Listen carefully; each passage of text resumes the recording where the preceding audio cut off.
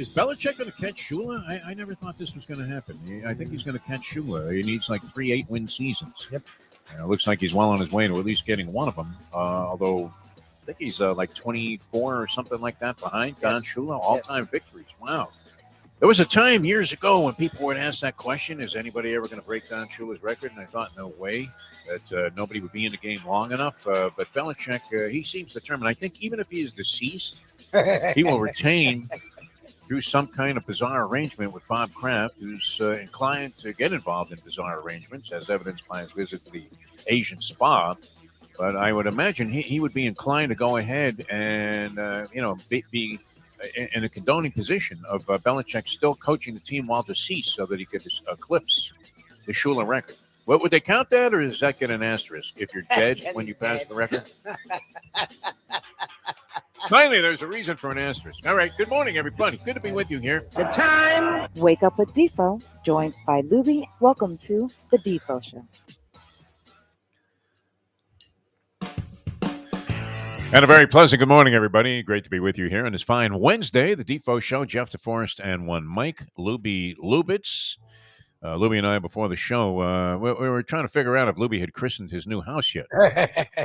Not yet, no. Okay.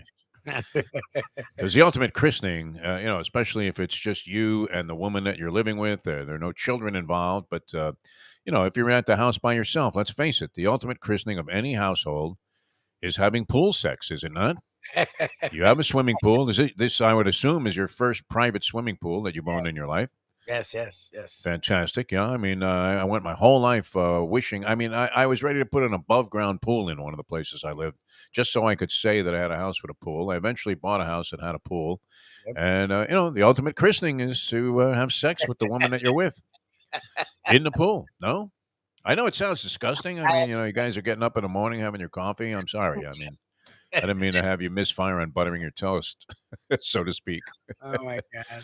But you haven't done that yet, have you, Lubie? You have a fence now. Is it private? Because there was always, I didn't really have that much at the old Deef household there. There really wasn't much in the way of coverage, if you will, between the neighbors and me. But, it was worth the risk, I thought. You're underwater anyway, and if the people are looking and saying, hey, one of those two guys, not guys, but two people doing in the pool, it could be two guys. I don't know, whatever your preference is. I have no opinion on that in terms of anything disparaging. I mean, it's fine. Be with the one you're with. Love the one you're with. It's Crosby, Stills, and Nash show all the way in terms of my philosophy. But, all right, so that hasn't happened yet, Libby. I mean, between this would break the tension of the closings and the interest rates and the inspections and the other people coming in and going, wait a minute, this doorknob is loose. You just bought like a $600,000 place, but the doorknob is loose, so now you want to back out of the deal. Holy Elon Musk, man. What are we talking about? The purchase of Twitter here? Hey, a couple of guys making comments. I don't find all that flattering. Okay, Elon, you're out. 44 billion, no problem. We'll just forget about it. Anyway, so that hasn't happened yet, but you're happy. You seem much more content, much more relaxed today than you have been in any of the previous days over the last couple of weeks since all of these real estate transactions were taking place. And you have a real estate license and handled your own transactions. Did that make you more Michiganer? Because, with me, I always look, the realtors, they were friends of mine when we bought this place, but they essentially did nothing. We came in, met with the lady, said, hey, we want to do this, but we needed a realtor in the transaction. And these guys walked away with like $12,000 for making a phone call. That was it. That's a good aspect of it. And yet you see people and they're constantly under stress. I guess they would be now in the real estate business when nobody can afford to buy squat. That's much less, the hellacious home prices that are out there on the market today. So it's always something, huh? I have no luck in timing any market. You know that, Libby. I buy high and sell low. That's been my philosophy. Kind of like owning a track. I'm in there with a stack of sticks, big stack, and how do you turn a big stack of sticks into a short stack of sticks? Give it to me, and let me go out to Gulfstream Park or Hialeah or any of the fine places that we frequent. All right, good to be with you. It was a wild day in sports. A lot of different things. The transaction wire was hopping yesterday, man. I mean, just hopping. You don't usually see this in the NFL. The NFL trade deadline, it's kind of funny because we always have Brett Tesser on, and he wasn't able to join us yesterday. And we'll throw something out there like, hey, do you expect anything on the trade deadline? And I'm saying, well, not much.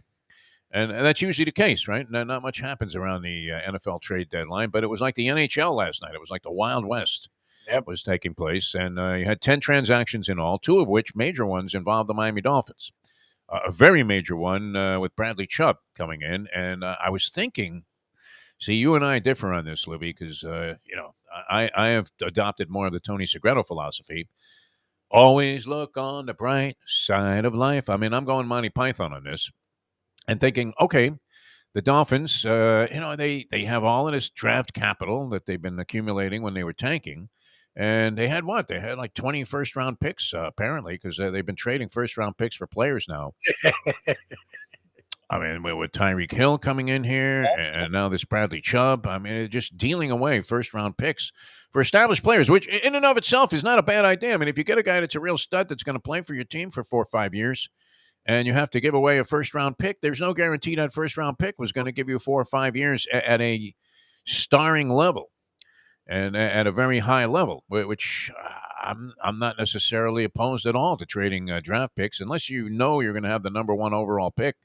Which the Dolphins thought they had locked up, except for the fact that Brian Flores did something that we were very complimentary yesterday about, and yet he's no longer here, and we're happy about it. But Brian Flores was a guy that coached the team, and I never understood his coaching style. I really didn't. I never figured out what this guy was trying to do on offense. He may have been, in the long run, he probably would have been as detrimental to Tua Tagovailoa as a developing quarterback as Adam Gase, the quarterback whisperer, was to Ryan Tannehill, who absolutely bombed here except for 1 season and then went elsewhere. Of course, he had Derrick Henry to run the football for him, which makes a big difference. But under different leadership, different guidance, he flourished. All of a sudden, you're saying, hey, who is this Ryan Tannehill? He's leading teams into the postseason. He would revert back to being Ryan Tannehill once he got there and throw a couple of hideous picks. But nonetheless... They got I mean, you would have to say they got a lot more out of Ryan Tannehill in Tennessee than Adam Gase was ever going to get out of him here if that pairing had stuck around for a while longer here and left the stench that they did. No. It's hard for me to knock Tannehill. He was always a seemingly righteous guy. Adam Gase, unfortunately, did not live up to his billing and seemed to be a bit of a nutbag. Now, that may be true of Brian Flores. I don't know. But it did appear that he was going to compromise Tua Tagovailoa to the point. I mean, we're seeing a different quarterback this year than we saw at any time last year while Brian Flores was the head coach of the Miami Dolphins. But they've shoved all in. Now, I am looking at this and thinking, my God, I mean, this is a guy that we used to just routinely rip here on the show and say, what the hell does he do? Chris Greer.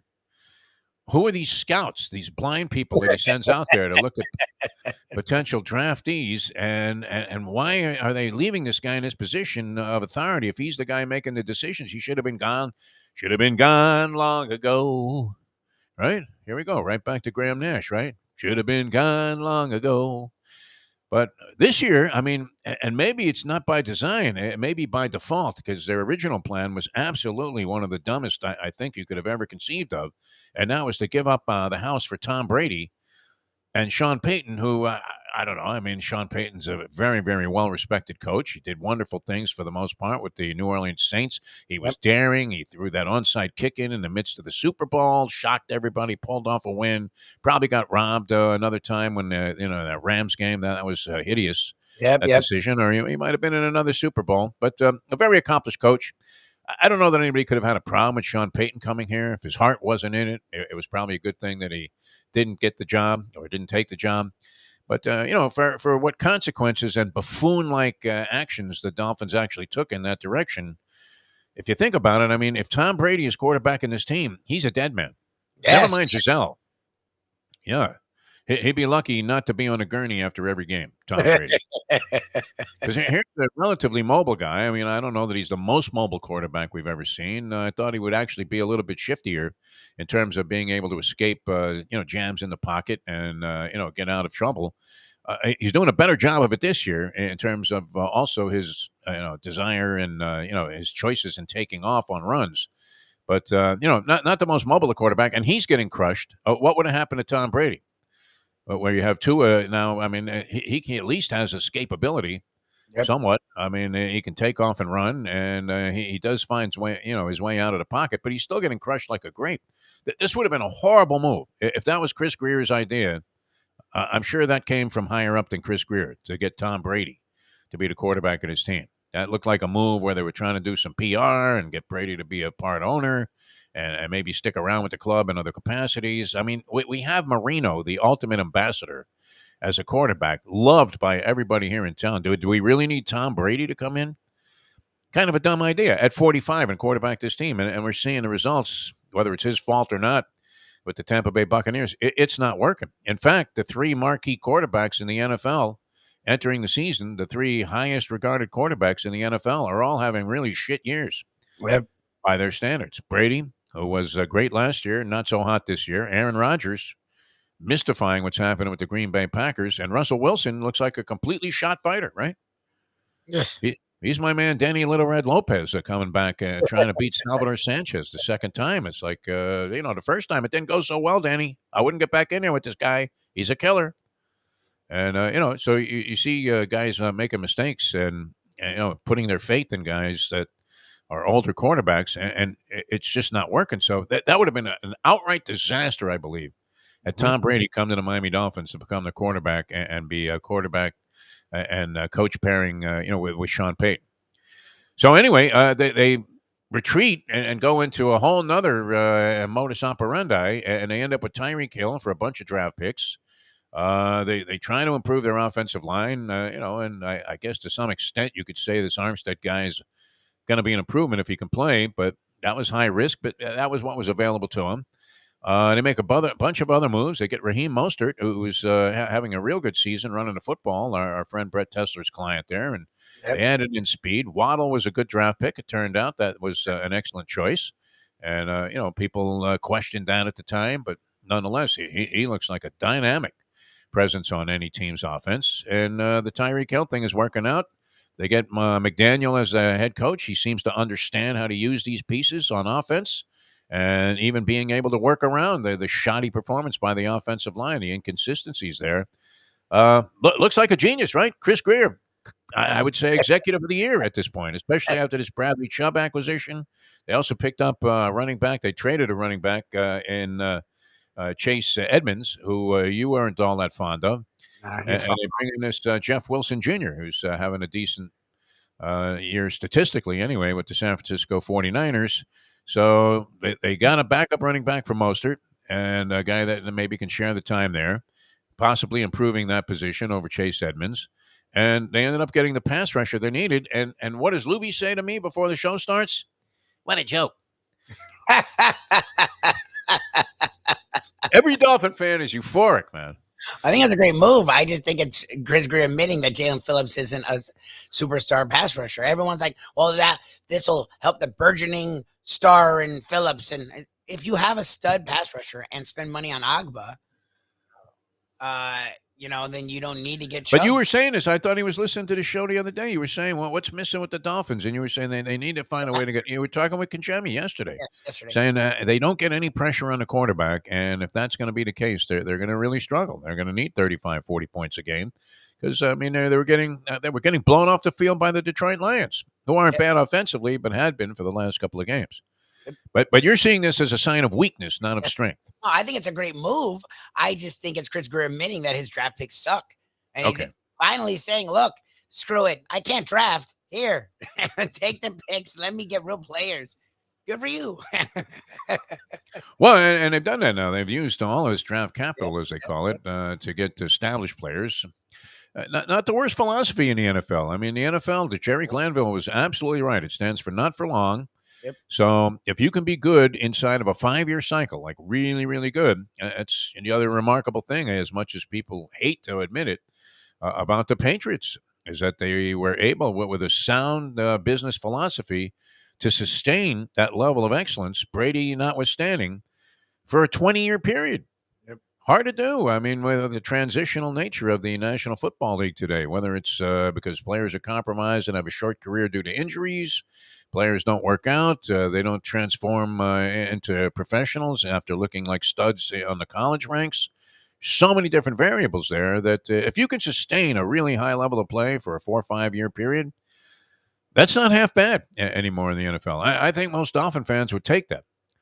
Will we take another 20 years of being mired in mediocrity to have 3 years where you were just absolutely a dynamo, kind of like the Buffalo Bills are emerging as, and then you have to be able to cash in on that and end up capitalizing, because if you don't win any championships during that period of time, then you go back to being Drek for a while, and you have to start the process all over again. Not a favorable development for the fans. They want to know that at least they were able to grab the brass ring once, no?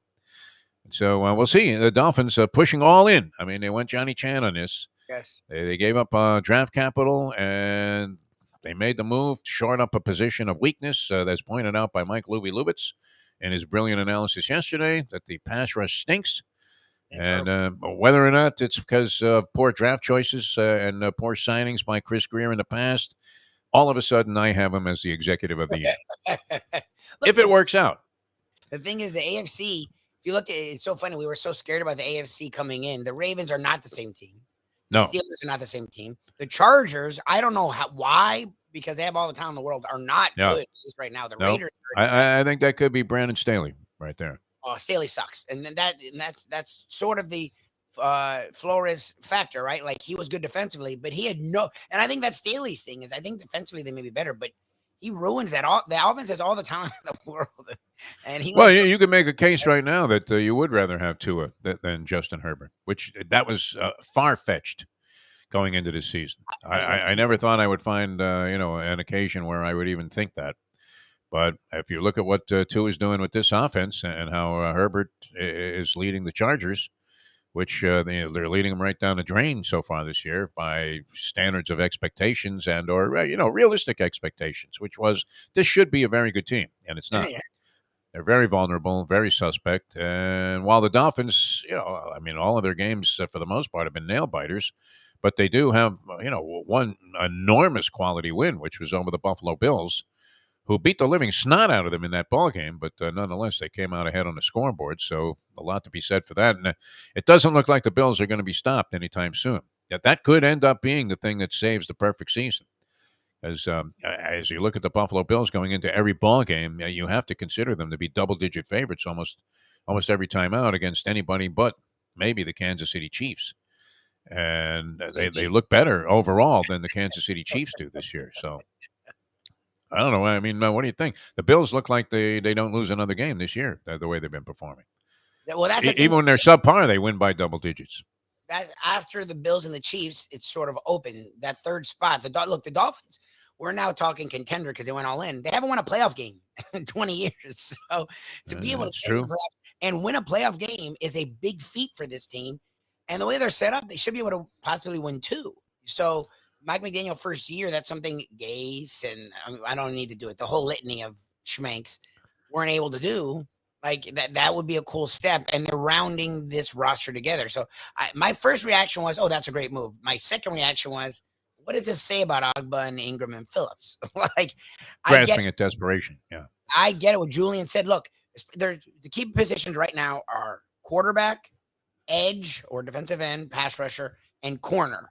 So you need an offensive line. Obviously, you need to have those guys. So the more, the merrier. That's true. But the offensive line still is so I'd rather also beef up the offensive line, which they didn't. But they're managing to work around it. Which you were watching the Bengals as they went 0-2, and then they came back and they won 4 out of 5. Yeah. And I remember watching them. I guess it was a Thursday night game, and I was thinking, wow, they did make some adjustments here to the fact that their offensive line stinks, and as we like to say, has more holes in it than an O.J. Simpson alibi.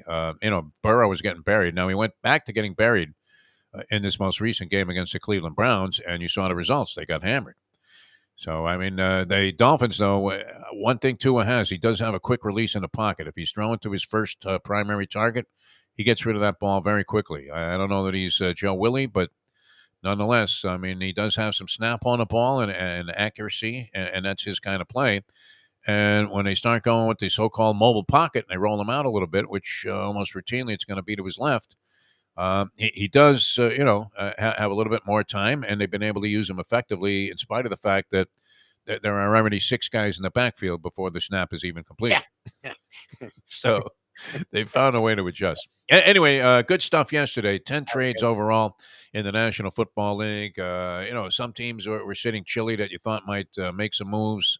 People are, in New York, they're a little upset that the Giants didn't do anything, but they're giving them such a pass at 6-2 that the common wisdom, at least from the columnists I read in today's New York Post.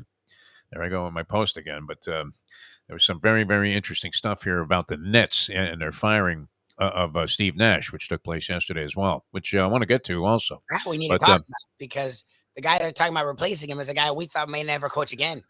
Ime Udoka looks like the front runner. I mean, sometimes you can read stories in the sports section and see like sports reporting and get a feeling that this is actually something that's going to happen. Every now and then it seems far-fetched, right? Like when, who was it? Stephen A. had the assemblage taking place here with LeBron James, Dwayne Wade, and Chris Bosh with the Miami Heat. I remember he came out with that long before anybody thought it was going to happen. It seemed preposterous at the time. And then James dropped a stunner on Jim Gray and the rest of the world, taking my talents to Miami. And we thought, well, thank God that you finally announced that, because I'm tired of looking at Jim Gray with that smarmy face. It took you an hour to get to that. You had to subject us to, and that's one thing I will always hold against both Tom Brady and LeBron James, is that they subjected us to Jim Gray for long periods of time during interviews. And it's not just that incident that took place at the restaurant there, St. Elmo's in Indianapolis. I don't mind that we didn't get the fucking shrimp cocktail, Libby. You know what? I was happier eating at White Castle. I really was. I Take that, Mike Mayo. Mayo would have agreed with us, right? Instead of going to some snooty restaurant and paying $29.95 for 5 shrimp. And how great could shrimp be? Shrimp or shrimp?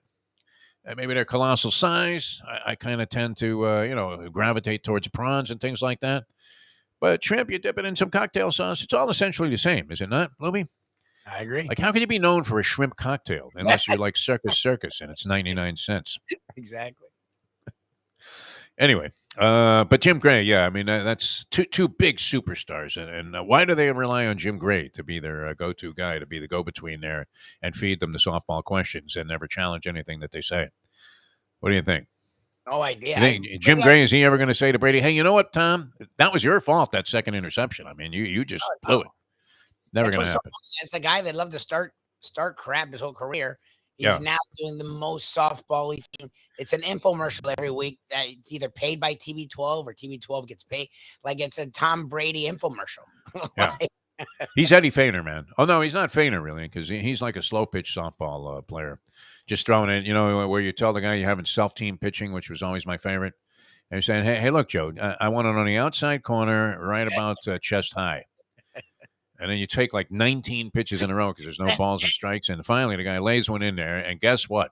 Bullseye. Fat kid in right field. He's going to take off in the wrong direction, maybe break in as the ball goes over his head, and you're going to run it out because it goes all the way to the school, and you've got yourself a home run. All right, this whole thing with Kyrie Irving, I mean, very sad. Where's, Adam Silver? Where's this bold commissioner who is so opposed to, any kind of, attack on the human, condition? Right. And he was so opposed to racism and anti-Semitism and all of this stuff. No drugs. He wanted to clean up the NBA. And how do you allow Kyrie? I guess what? Free speech would, kind of be prohibitive in terms of, the NBA taking action against the guy for embracing some Nazi fascist propaganda movie that, is so laced with anti-Semitism. I mean, and it makes Kanye West look like he was the maitre d' at Temple Beth Yam or something. I mean, freedom fighter. Yeah. I guess you don't have maitre d's at temples, but I was struggling to come up with the words here because I'm going to read something. Rabbi. Yeah, I mean, Kanye West could be the honorary rabbi at like the holiest of temples in Israel. Compared to what Kyrie Irving is advocating that people go ahead and embrace. And Adam Silver has nothing to say about it. I mean, is there nothing that he can do about it? They released a statement. They released the NBA is we don't like this. against anti-Semitism. I mean, Silver's Jewish, I'd hope so. Right. That's the most amazing thing between him and David Stern. I mean, they're very Jewish. The whole league was founded and led to this level of brilliance in terms of financial wherewithal by Jewish people. Yes. There you go. The Not stereotype, right? negatively, Kanye. Positively. They Yeah. were miserly, whatever the hell Kanye was even which I haven't heard sentiments like that since like the fucking Holocaust. So I'm like, people still think that way. Okay. Kyrie's just another. I mean, look, the two of them feed off of each other. They're fucking crazy. I mean, I feel bad saying that because I'm here for mental illness. But if you don't want to get Yeah. help, that's on you. Like if it's clearly that you have mental illness and you're just throwing it out there and not trying to get better, then that's your fault and that's on you. How does Silver have, nothing more significant to say or do about it? And I, thank you, Julian, for agreeing with me. I don't know that I'm happy about having to even make these kind of statements. It just seems bizarre that, but with all of the stuff that's going on and this racial sensitivity and, all of the different things, that are being said, and especially with Kanye West putting swastikas in the headlines every day, how Adam Silver of the NBA has nothing to say about any kind of disciplinary action. Are they incapable by the collective bargaining agreements of taking any kind of action against a guy that clearly, I mean, you would have to think that the sponsors would be pulling their emblems off the walls there at the Barclays Center and want nothing to do with the Brooklyn Nets as long as they have Kyrie Irving there. Especially in the middle of Brooklyn. Yeah, right. Williamsburg, man. Everybody's got pants down to the floor, man. They're all, running around, with Torahs in their hand. I went to, I guess, Williamsburg is what? Probably the most Jewish populated area. I went to a day camp that was based out of Williamsburg, the Williamsburg YMCA, actually, even though it seems odd that they would have a Christian organization there. But this was in the 1950s, late 1950s, early 1960s. And we used to, take a ferry over to Staten Island where we could run around and play in like actual grass fields and things. And it was a real treat. But I remember going into that neighborhood. I've never seen anything so overwhelmingly Jewish. And here are the Brooklyn Nets. I mean, it's right on the border there of Brooklyn. And the Brooklyn Nets are not condoning this. I mean, they've made statements, but what do? They end up firing the coach and, embracing. It wasn't an issue between Nash and Irving, although they obviously had issues. The general consensus was that Steve Nash was a caretaker there and not a very impactful one because most people thought he really wasn't ready for the job of being a head coach. No. He was over his head. But what chance did he have? I mean, in that spot. They ran off Kenny Atkinson, who most people regarded as an extremely, like Spoelstra-esque type of coach. And they put Nash in his place. And Nash didn't seem to really have a grasp on what it took to coach the team. They had all this tumultuous stuff going on with Kevin Durant saying they've got to fire Sean Marks and Steve Nash during the offseason. Somehow they had, a come to Jesus meeting or come to whomever meeting. And I guess it was to Joe Tsai. And they said, it's all going to be okay now. Everything's good. They get off to a 2-5 start, 7 games into the season. They fire their coach. Here's what people are saying. As a longtime Brooklyn resident, I so want to root for the Nets. But with Irving and Durant, they are totally unlikable as a team. Once again, Kyrie has succeeded in blowing up another franchise. Doesn't matter what he says or does, he gets away with it, and others pay for it. Someday, maybe someone will hold him accountable. That ain't happening anytime soon, right? Good luck finding a coach who can handle the three stooges, Durant, Simmons, Kyrie. Yes, they need a psychiatrist, not a coach. Yep. Christmas came early for Nash. He has to be thrilled to get away from that toxic mess. Nash needs to find a less dysfunctional franchise. Sean Marks needs to be next. You don't bring back a team of malcontents and underachievers and expect things to go well. Durant and Irving are trying to do whatever they can, including drum up controversy, to get out the door, and the Nets are stupidly twiddling their thumbs. Very harsh sentiments today about the Nets. And our man Mike Vaccaro really teed off on this one. Let me see if I can find this. Saying that Sean Marks, we should get Mike on the show here because he's right at the center of a lot of this stuff. Right now. But Vaccaro has a column today, and the headline is Nets GM will be next clown to get the boot from this circus. X marks the rot. is the headline there, and it's a very scathing article by Mike Vaccaro about Sean Marks and the inept nature of the front office of the Brooklyn Nets. So that was a mess that took place yesterday, and we'll see what happens. But the Ime Udoka coming back, and it's kind of weird. I guess he was. We keep getting a few more details, whether they're true or not. I mean, but it seemed to be something that was researched over a period of time here, that there were several women that he was approaching and making inappropriate remarks to in the Celtics organization.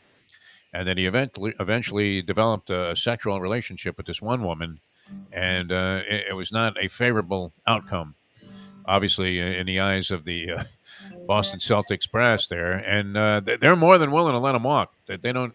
I mean, he's still under contract, suspended supposedly, which was a real farce. But I mean, they're more than happy to say, Brooklyn, you want this guy? You got him. So I just love that, like, the suspension's still ongoing. It's not even like he's lived out the suspension. And he already had, like, we thought he'd have to go do the circuit and rehabilitate within the same, forget year, the first month of the season. He's already getting a job. So I don't understand. Like, so what did he do? Like, you're saying, what you're saying doesn't sound. I no idea what the guy did, but obviously it was very offensive. Or the Celtics in the NBA. Like, I'm so fucking confused. Like, crazy, yeah, right. I mean, no, nothing being looked into on that regard. In that regard, by Adam Silver either. What the hell is Adam Silver doing, man? Everybody loved this guy when he ran the Clippers. Donald Sterling, the Clippers owner, off. That was it. Everybody was like, "Wow, this is a guy, man." Well, where are you, Adam? Come on, man. The China thing, silence. And this, I think he's really bungling this situation here, where you have a representative of your league that represents a lot of sponsors, many of which I'm sure are involved, very heavily with either Jewish leadership or Jewish people. Regardless, I mean, just to have somebody in your league that's espousing these sort of philosophies, I mean, it's like having Alex Jones come in and coach the Brooklyn Nets, right? Actually, that would be good because he could deny all the losses. They'd be 5-2 if Jones was a coach, and people would believe it. That's the way the country is going. Right? You lose the election, no problem. Let's just start a riot. Yeah, that'll be great. All right, a couple of other things real quick, and then we're going to talk to Dave Hyde here, and Tony Segreto will go old school with us in the 8 o'clock hour. Britt Reed, the son of Andy Reed, 3 years in prison for the DUI incident that he had where he crashed into a car and killed somebody, a young child, actually, as the car was pulled off on the side of the road on an on-ramp. And he just smashed into these people and got 3 years in the slammer there. So now what happened? It was Andy Reid's other son that had the addiction problem, correct? Or it wasn't Britt Reed, was it? I think both of his children did have addiction issues. Wow. I think. Hard to believe, man. A guy that runs such a tight ship there and does so well as a head coach, in family matters. Unfortunately, I don't know that it's all on Andy Reid, but very unfortunate situation there. World Series, the Phillies clobber the Houston Astros. Everybody hates the Astros, huh? I mean, you could just write PHUCK, the Astros, and everybody would probably sign up and say, yeah, I'm on that petition. Fuck the Astros. But they lose. They got fucked last night, 7-0. 5 home runs against McCullers. What was Dusty Baker doing? He was just chewing on that toothpick. It started out as like a fungo bat. By the time the 5th home run went out of the park, it was down to a toothpick. It was the old Renee Latchman thing. So anyway, the Phillies, a real Cinderella story, winning the World Series now 2-1, or ahead in the World Series 2-1, and they have 2 more games at home before they might have to go back to Houston. But now, I mean, pivotal game 3. And guess what we have tonight? Pivotal game 4. Right? You're either going to pivot this way or pivot that way. Right out the door. Heat Warriors, that was a good ball game. We'll get into that a little bit with Dave Hyde. That was kind of nice to see. I mean, that was a pivotal game, right? You're either going to be 2-6 or 3-5, and 3-5 with a win over the Warriors. Now with the Kings coming to town tomorrow night, a team that you just lost to on the road. Yeah. But you would have to think that you're in there with a legitimate shot with South Beach. Women, weakened legs. Yep. That's got to do a number on the Sacramento Kings, you would think. Especially Sacramento is a cow town. It's a real shit. And there are a bunch of young kids, too. Yeah. They don't get down here often. No shot. I'd lay 20 with the Heat tomorrow night against the Sacramento Kings. Exactly. Gold gloves were announced. I didn't see. I don't think any Marlins won any gold gloves. Did they? Was there anybody deserving of a gold glove on the Marlins? I'm going to say no to that because they have a completely nondescript roster, which as I try to go around, I mean, after watching like 100 of the 162 Marlin games, or at least pieces thereof, I don't know that I could name you. They're Miggy's still at short, right? That's That's it. about all you know. Making Miggy. I love Miggy, but I don't know. I mean, it might be time to go in another direction there. Maybe find like a young stud somewhere. Can't you go, to the Dominican Republic and find some 15-year-old that can play shortstop? Holy Birdie Tebbets. What are we talking about? College football playoff poll Tennessee, came out. #1. I didn't see that coming, actually. Well, that's interesting. We'll get into that with Tony, too, because he's all over that kind of thing. But somebody has to drop between Tennessee and Georgia. I mean, Yes. unless the game ends in a tie, but that ain't happening, right? It can't. So Yes. somebody's going to win that ball game. And then what do you do with that team? Because they're going to find a way to make Alabama in the top 4. And Michigan, Ed Garcia's team, I think got hosed a little bit there because I think they're better than Clemson. Michigan's better than Clemson. Clemson struggled and they haven't played anyone. Like Michigan's actually did throttle a top 25 team in Penn State. They've done their job in every game. Like, look, my team just played Clemson. I watched a lot of Clemson. They look a lot better to me than Clemson does. Better. They just do. Yeah. They got that. But look, the first one isn't the end all be all. Like Michigan will play Ohio State. I don't get to see so there are things that we decided actually. We'll decide it on the playing field. I always love that.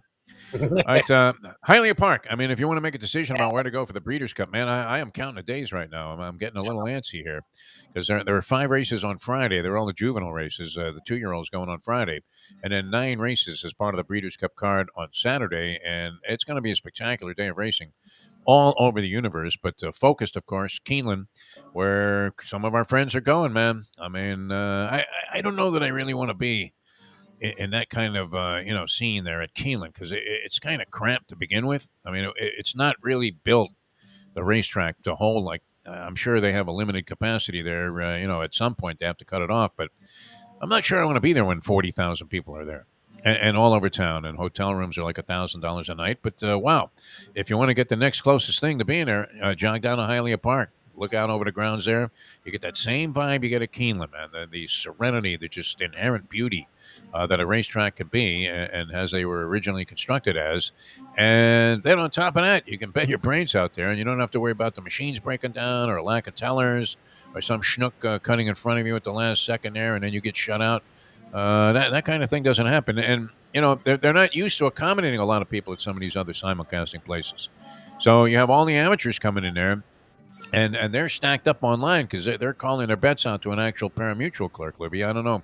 You ever seen the scene here, like at the Derby? And they go to like the Isle Casino where I go, and there's a line 100 deep. I mean, if you want to cash a ticket, you have to wait 2 hours.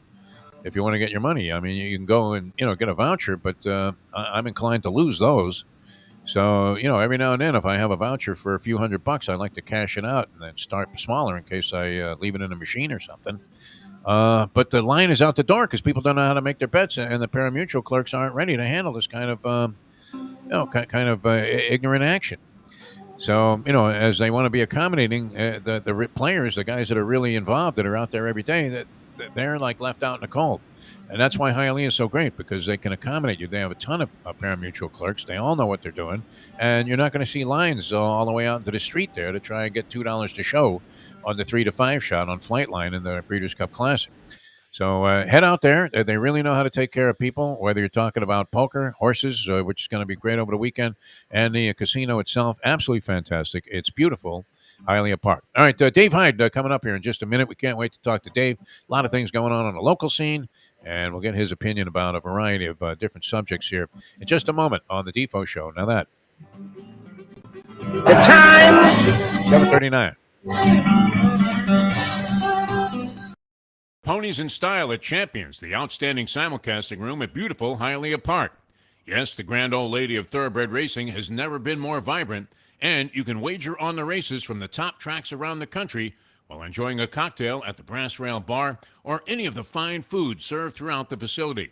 If poker is your game, you're covered in Style, and you can play all your favorite Vegas-style games, including blackjack, craps, and roulette, in Hialeah Park's sizzling hot casino. Get a player's card when you walk through the door for all kinds of generous amenities, including our favorite, free play, when you come out to the ultimate casino and entertainment destination, Hialeah Park. Hey folks, Tony Segreto here. You know, since day one, Catholic Health Services has been part of Old School. And since we've started letting people know about them, it's changed their lives. You see, Catholic Health Services, while being recognized as one of the top places for stroke rehab in the country, it's also about a group of people who not just excel in what they do, from the doctors to the nurses to the therapist, on and on and on. It's how they do what they do every single day that separates them from the pack. They do it with a passion, unmatched, and the inclusion of family in every step of the process. Trust me when I tell you this. If you want the best, unmatched rehab with a special group of skilled, caring people, there is truly only one place, and that one place is Catholic Health Services. These days, we're all looking for comfort anywhere we can find it. Thank goodness for Landlubbers Raw Bar and Grill in the Plantation location, because they are making sure you are as comfortable as possible. First of all, they're not only open for delivery and pickup. All you have to do is go to landlubbersbarandgrill.com for both pickup and free delivery. Their hours have changed a little bit. Monday through Thursday from 3:30 to 10, and Friday, Saturday, and Sunday from 11:30 to 10. You're going to have the best wings in the world. You're going to have a great burger. You're going to have their amazing soups. Again, Landlubbers, Raw Bar and Grill. It's nice and easy. Just go to landlubbersbarandgrill.com for both your pickup and free delivery. Thank goodness for Landlubbers for making you always feel right at home. David, are the Dolphins evolving into a well-run franchise? Chris Greer has made some interesting moves. I mean, regardless of what they've tried to do, they win 5 games, 10 games with Brian Flores as coach and Greer as the main guy in the general manager's chair. Now, with this small little fire they had going with Xavier Howard, they managed to put that out and douse those flames before the season gets underway. What's happening with this Dolphin franchise? Is it possible that they are finally on a path to go in the right direction? Oh, God, I hope so. How many years I mean, as a poor sports writer, having to cover mediocrity to less than mediocrity for most of 2 decades. I hope so. Buenos dias. The cafecito is piping hot. Why not enjoy it with Defo and Lubie? It's now time for the Defo Show. All right, welcome back to the show, the Defo Show here, and always a pleasure to introduce this next gentleman as a guest on our program, or whatever platform we happen to be on. Always great to get the insight of Dave Hyde, the preeminent columnist in South Florida, and been with the South Florida Sun-Sentinel for many, many years now, outlasting virtually everybody except Ira Winderman, who will be covering the Heat even after he is deceased. I don't know that Dave's going to go all in on that, but they're doing a great job. Has a book out now with Jimmy Johnson called Swagger. And Dave, welcome to the show. You already, I don't know if this is the same as being touted by the literary critic of the New York Times and maybe being somewhere like number 3 on the bestseller list. But John Congemi got a copy of the book down at Jimmy Johnson's Big Chill over the weekend, and he says it is a dynamite must-read. So if you want to put out any of the PR quotes, you can put dynamite must-read John Congemi, and for whatever that's worth. But welcome to the show, and congratulations. Everybody says the book's going to be a hit. I'd like to put that on the back cover. Dynamite must-read. Exactly. John Congemi. Yeah, that'd be perfect. That'd be perfect. I mean, we know John, and obviously he has some level of notoriety, having played quarterback in the footsteps of Marino at Pitt, did a good job there, went on to a pro career. He's all over TV, but I don't know that, it's the same thing as having Obama endorsed the book, or, Michelle Obama saying we'll take all positive words we'll take. So it's a lot of fun to do. It's a lot of fun to roll out. It's about to explode in Dallas as an excerpt's going to run tomorrow, and it's all over talk radio there. So with Jimmy and Jerry and all that stuff. So it's going to be a lot of fun.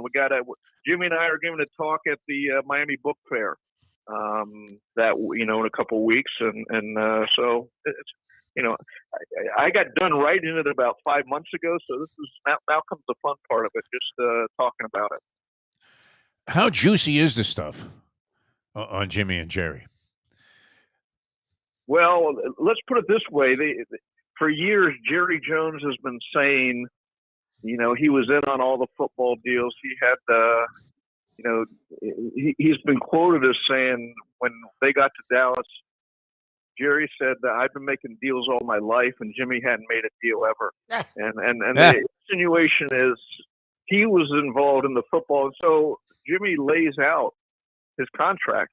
It's in the book saying he has full control over football, which it became topic when it hit, about a week or two ago, when the book started to start circulating a little, and a talk show host in Dallas read the whole chapter over the air. So it's juicy enough for that. That's great. Yeah, I mean, you have a blowhard billionaire who obviously relishes the spotlight, and a guy who is already well accomplished in the football business, having won a national championship. And as he says when we talk to him, and it's true, everywhere he was, he left the place far better than it was when he got there. Whether it was Oklahoma State, whether it was Miami or the Dallas Cowboys, and I love when he points this out, even Switzer was able to win a championship. So, it sounds like really good stuff, and looking very much forward to it. And there is conversation, Dave. You'll appreciate this. And I don't know what your social calendar looks like. Obviously, very busy with a lot of different things going on in the promotion of the book. But we will be down at Jimmy Johnson's Big Chill sometime, I'm going to say like about 2 weeks from now. And hopefully you'll be able to join us, at least in some fashion, for that conversation, which would be great. Yeah, have your people talk to my people, and we'll set up a date. I'll have Lubie text you. People. Yeah, let's have Lubie call me. All right, let's get to it. Lubie and I are in dispute today. I mean, it's the old glass half full, glass half empty. I look at these transactions the Dolphins made yesterday. They go for Bradley Chubb there. They give up a first-round pick, one of the many first-round picks they had accumulated when they were tanking and or in transition prior to this season. And this draft capital, I don't mind it being used on veteran players. A lot of people would say, well, geez, what did you were going to get younger and build a foundation for the future, and now you're going after guys that, may even walk after their first year here with the team. But I'm thinking Chris Greer, who, we had nothing particularly flattering to say about this guy's tenure as a GM, where we really thought, wow, this guy is in the I'm your puppet category. I mean, I thought he was completely ineffective. Made lousy draft picks if he was in charge of that, and really hadn't done much to put together what you would think would be a winning team. And now all of a sudden he looks like the executive of the year. Lubie says this is just to cover up his draft mistakes that he had to make this move. So what did you think about it? I mean, it's an aggressive move. Most Dolphin fans, that I saw in terms of social media response are overwhelmingly in favor of what happened with this team just yesterday at the trade deadline. Yeah, I love the move. I mean, it says, it shores up a strange issue, because Emmanuel Ogbah got the big contract last offseason and hasn't, he has one sack so far. The pass rush hasn't been there. And part of that's Byron Jones as cornerback hasn't been there. So they, before they would have both cornerbacks could cover one-on-one and free up the pass rush. But I just love the move. I look, they wasted 3 years setting this up. Okay. The 3 years they said, we're going to lose. We're going to be bad. We're going to build draft capital. Now they have a 2-year window before all those draft picks or the contracts start coming due. Yep. The big one, obviously, the big decision will be Tua. What do they give him the $250 million contract that quarterbacks are getting now? No decision has to be made now, but certainly by the end of next season, they'll have to have decided. And so they have a window before they start paying that big money. And this is when they have to go for it. So I love the move in that regard. Well, look, and I wasn't negative about the move. The move was great. We literally were just talking about it yesterday. They need to get a pass rush. They need offensive linemen, which they've always needed, but they need to get a pass rush. You go and get the guy that's probably the best pass rusher available on the trade deadline, just like they did with the best offensive lineman on the free agency market. So I'm all in on that. My second reaction was, if you're Jalen Phillips, if you're Ogbah and Ingram, what does this say about you? And if you're Greer, people are crowing about Greer. Well, he spent draft picks and made free agent signings for rushers. So, he now has to give a first-round pick for an edge rusher. I get it. It's a great position to have extras, but this is an extra. Chubb is going to save their ass. To me, it's a great move. It's a needed move, but it shouldn't have, like you just said, it shouldn't have been needed for the money you spent on Agba, the pick you used on Phillips, and then the extra money you spent on Ingram. Yeah, it shouldn't have been needed, but it is. So Yeah, if you're Chris Greer, do you say, oh, these guys, they better work out, or do you say it's not working out? And again, we have this window, we got to win. Yeah. Before the big money comes due, and you say, I better go out and get somebody, and he did. And look, they've had so many draft picks, and they have so many players that, I don't have any problem with them trading a draft, even though it's expensive. It was a little more expensive than I thought. You look at what Roquan Smith went for. Now, different player, linebacker, tackler, not a pass rusher, but this is what it costs to play at this level. Look what the Rams did last year. Von Miller, second and third round pick, and they rented him for half a year. He goes to Buffalo, signs a big contract. That's sort of the cost you got. Now, Chubb's going to sign here. You don't give up a first round. I'm sure I know they were going to talk to Chubb or his agent and hash out, the outline of a deal just so they're on the same page. And he'll sign a deal here and be here for a while. You have to love this aspect of it, and I'm sure you're getting some feedback from the many readers in the Sun Sentinel and all of the online stuff that you do, Dave Hyde. But Tyreek Hill and Jalen Waddle, I mean, that's as exciting a tandem. I thought this going into the season. I was very optimistic that even if the team wasn't overwhelmingly good, even if they missed the playoffs, at least they were trending towards being exciting again. And Mike McDaniel is doing a great job of orchestrating the offense to feature these two guys. And all of a sudden, Tua has made a giant ascent to where, we even mentioned it today. Is it possible that, we don't always have to reference the fact that they blew it by not taking Justin Herbert? Their offense was explosive. It's been explosive. It was healthy. in Detroit last weekend. Yeah. It was the second half. Are you there? Yeah, we're here. Yeah. It was the second half against Baltimore. So you've seen good stretches of what this offense wants to be, and if they can keep everybody on the field together, moving forward, you hope that it comes together consistently, and that's really the issue. Between Tua's injuries, between Armstead has been out. You want them to get the consistent, because you see what Tyreek Hill can do. I mean, he's the MVP of the team, might be the MVP. I don't know if you can go with the league with Geno Smith doing what he's doing in Seattle, but he's certainly in the conversation. And I just talked to Duper and Clayton about these two. Oh, cool. And it's interesting what they had to say, and I'll be putting that in the column coming. I was actually writing it yesterday when the trade was made. I had to switch off to that, but and this is look. There's the talent on the team and the offense, and McDaniel knows how to use it. And Tua's starting. I'm not gonna. It was a great game against Detroit. It was a great second half against Baltimore. They can't play like that all the time. But if they can get more to that than say the previous week, that how they were against Pittsburgh is really what you're looking for. Now, can you go into Buffalo and play in the cold there? Can that offense work there? With the wind and all of that. That'll be. These are things. The questions that have come up now when you make a deal like for Bradley Chubb, you're saying we think we can win.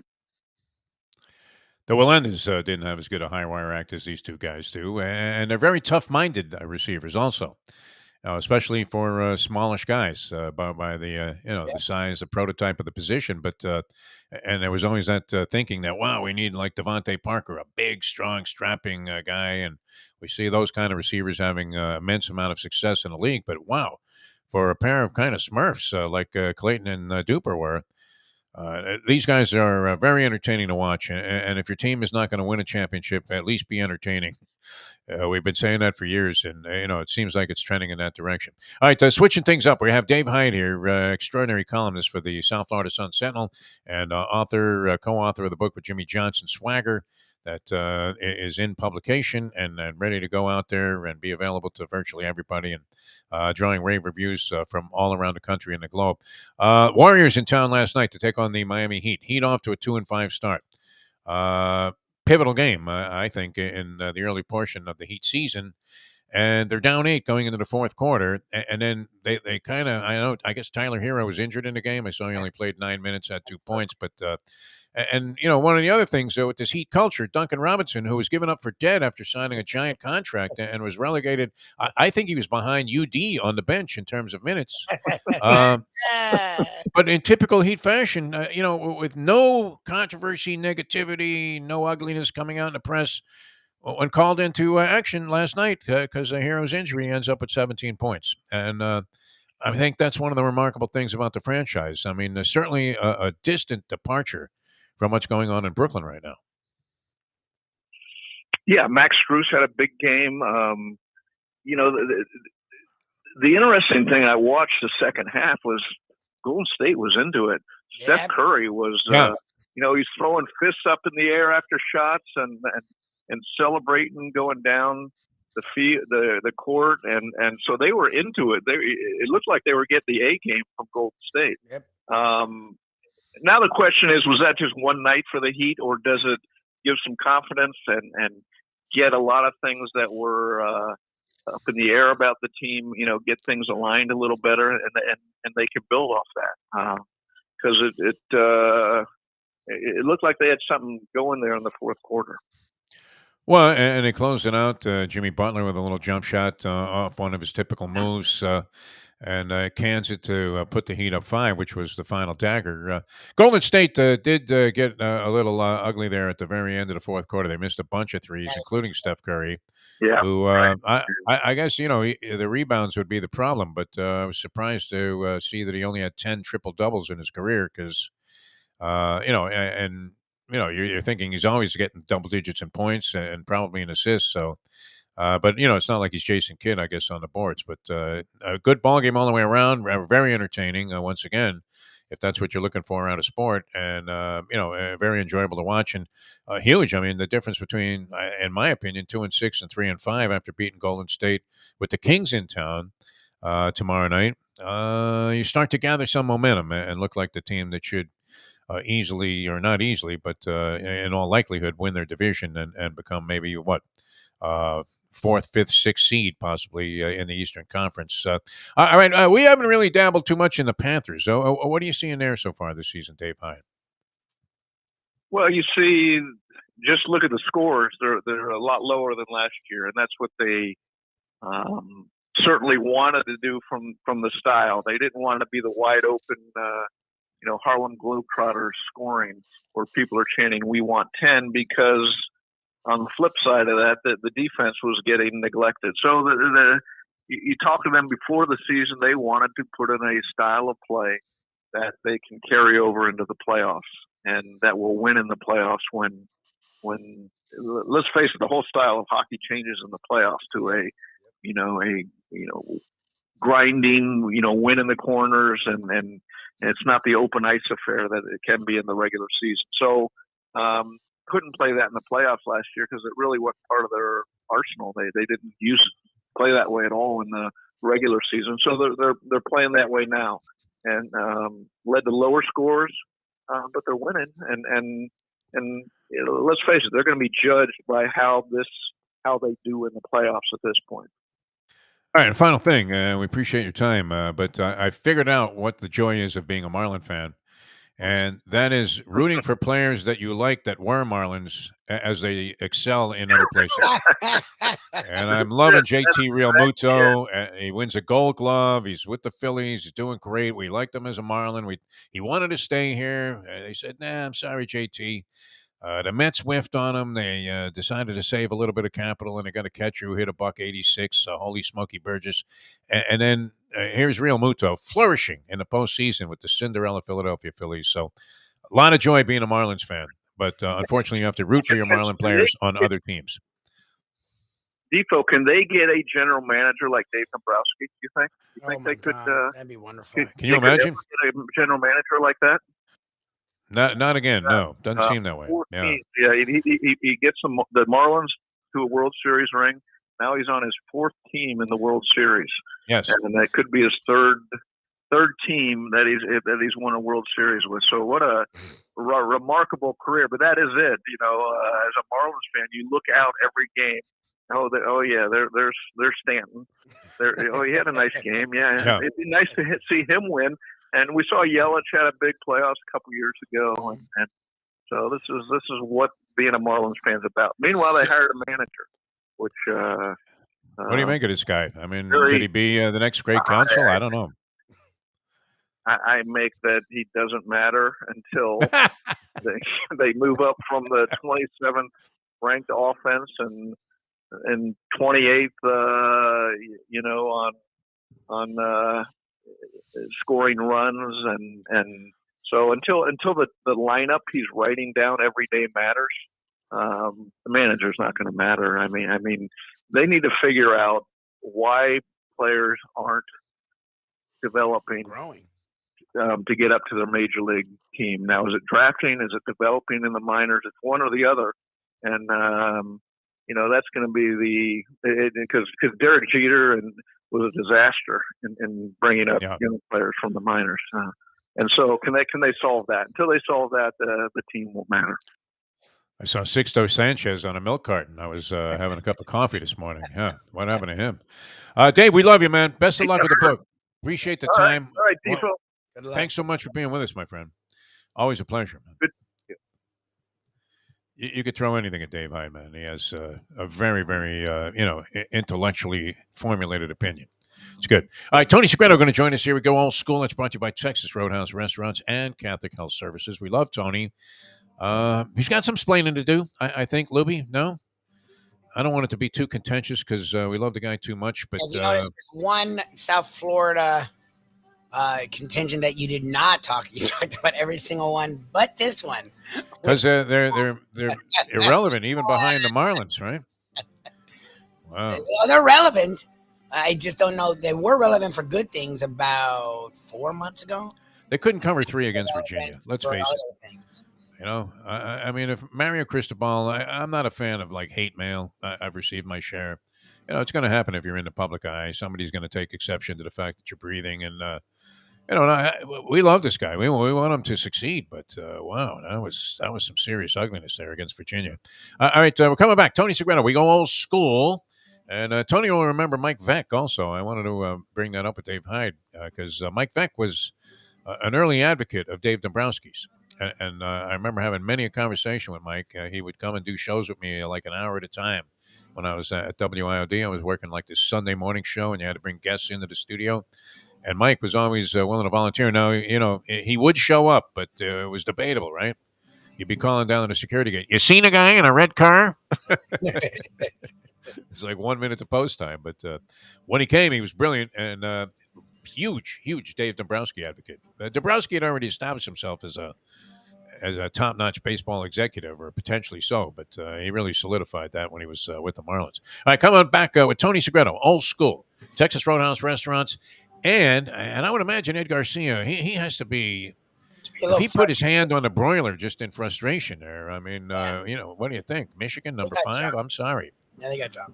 I didn't see that in that Penn State game. I saw them clearly in the picture. So we'll see. I mean, I would think they get in there after this week because you're going to drop either Tennessee or Georgia down behind them. All right, back with Tony in a moment. Now that. The time. Tony would know all of this. It's 8:03.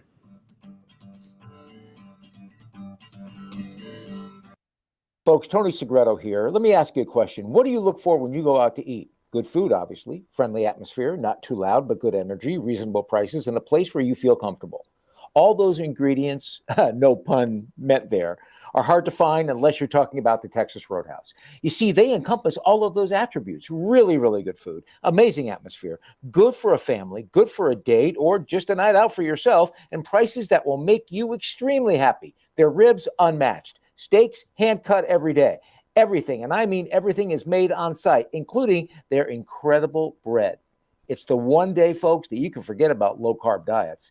Trust me when I tell you, Texas Roadhouse, your restaurant, your destination when you say, where should we go and eat tonight? From the newly renovated sports bar to the beautiful bayside views captured at the Tiki Bar, Jimmy Johnson's Big Chill has it all. Located at mile marker 104, the Big Chill also offers waterfront dining while experiencing breathtaking sunset views of the Florida Keys. It's simply the hottest spot in the Keys to cool off. That's Jimmy Johnson's Big Chill at mile marker 104 in Key Largo. For more information, call today at 305-453-9066.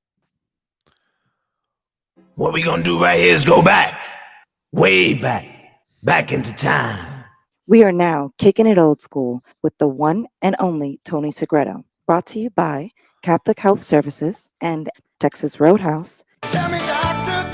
All right, welcome back to the show. Always good to get to these Wednesday sessions here. 8 o'clock, that means it's Tony Segreto time, and we go all school with one of the greats all time here, South Florida broadcasting history, the number one guy, of course. Everybody, if you said, hey, name me a sportscaster from South Florida that, was at the top of his game for like years and years, transitioned in the news, knows everybody, covered everybody, it's part of the culture, part of the vibe of the South Florida scene. First name that pops into mind is Tony Segreto, and we're privileged to welcome him to the show here. Jeff DeForest, Mike Lubitz. Tony, how are you? How you feeling, kid? I am doing fantastic, feeling great. Thank you, God. A beautiful fall day here in Vermont, 38 degrees this morning. Life is grand, man. Life is good. I have to tell you, I heard the last few minutes of Dave Hyde, I thought he brought out a really good point about the Dolphins and Tua and this offense. And listen, I'm on board with everybody else. I know this is going to sound way, way, way out there, okay? But just hear me out. It's incredible what a coach does for a quarterback. Yep. It's remarkable, okay? I mean, look at the transition this young man to it. He's playing with confidence. He really is. I mean, he's playing with this confidence we didn't see before. The last time we saw this kind of confidence is when he was at Alabama. Yep. And I was thinking to myself, watching the game on Sunday against the Lions and watching them come back, and it was almost like, I'm not surprised. I mean, for the last few weeks, the way we've been watching. But I'm thinking to myself, think of all the other quarterbacks that have tried to come through, and not just with the Dolphins, but just throughout the NFL, who have had just sucky coaches, right? And the one that popped into my head, like him or dislike him, but Tim Tebow was never given the opportunity to have a decent coach. Now, I'm not saying he would ever been a great quarterback. I'm not suggesting that at all. But I would have loved to have seen him be with a coach like a Mike McDaniel, who has the ability to tap into the quarterback's abilities that the other coaches haven't been able to do. And Mike McDaniel has been able to do that with this team. And they love him. He loves them. And it's been really fun to watch. I don't think Tebow was destined to make it as a pro. Outstanding college player. There maybe, are guys maybe not. We'll level. Never know. We'll really never know. I think I don't know. I would say there was conclusive evidence that he just didn't have that kind of talent to be a pro quarterback. Where and I don't know that was a question with Tua. I mean, people thought he had the talent. Obviously, he's a much better passer than Tim Tebow could have ever. Oh yeah, to be. No, absolutely. And that's a big difference. You can't be a poor passer and be a pro quarterback. You just can't. I tell you what, though, you've got these rabbits on the outside, and again, what Dave Hyde said. I was talking to Merck about these guys. They're. I mean, it's the second coming of Duper and Clayton all over again. Yeah. And you've got a decent tight end who can run some decent routes, who comes in play, and again, but I think the thing that I thought of that Dave brought out, and I'm just going to follow up on his coattails, is what happens in late November and mid-December when you're traveling to Buffalo and places up north in New England. I think that's going to be that'll be the test of this team to see what happens. And how about being that's taking you back to your old days of looking at the schedule. I love this. Oh yeah. Listen, and you're like, wow, yeah, and you would block off in a different color of these 4 games. How great is it to be a Philadelphia sports fan right now? How amazingly great is this? Now, I texted when we had the first home run in the game last night. We had 5 home runs for the Phillies last night. 5 homers last night, and Bryce Harper hits home run number 1.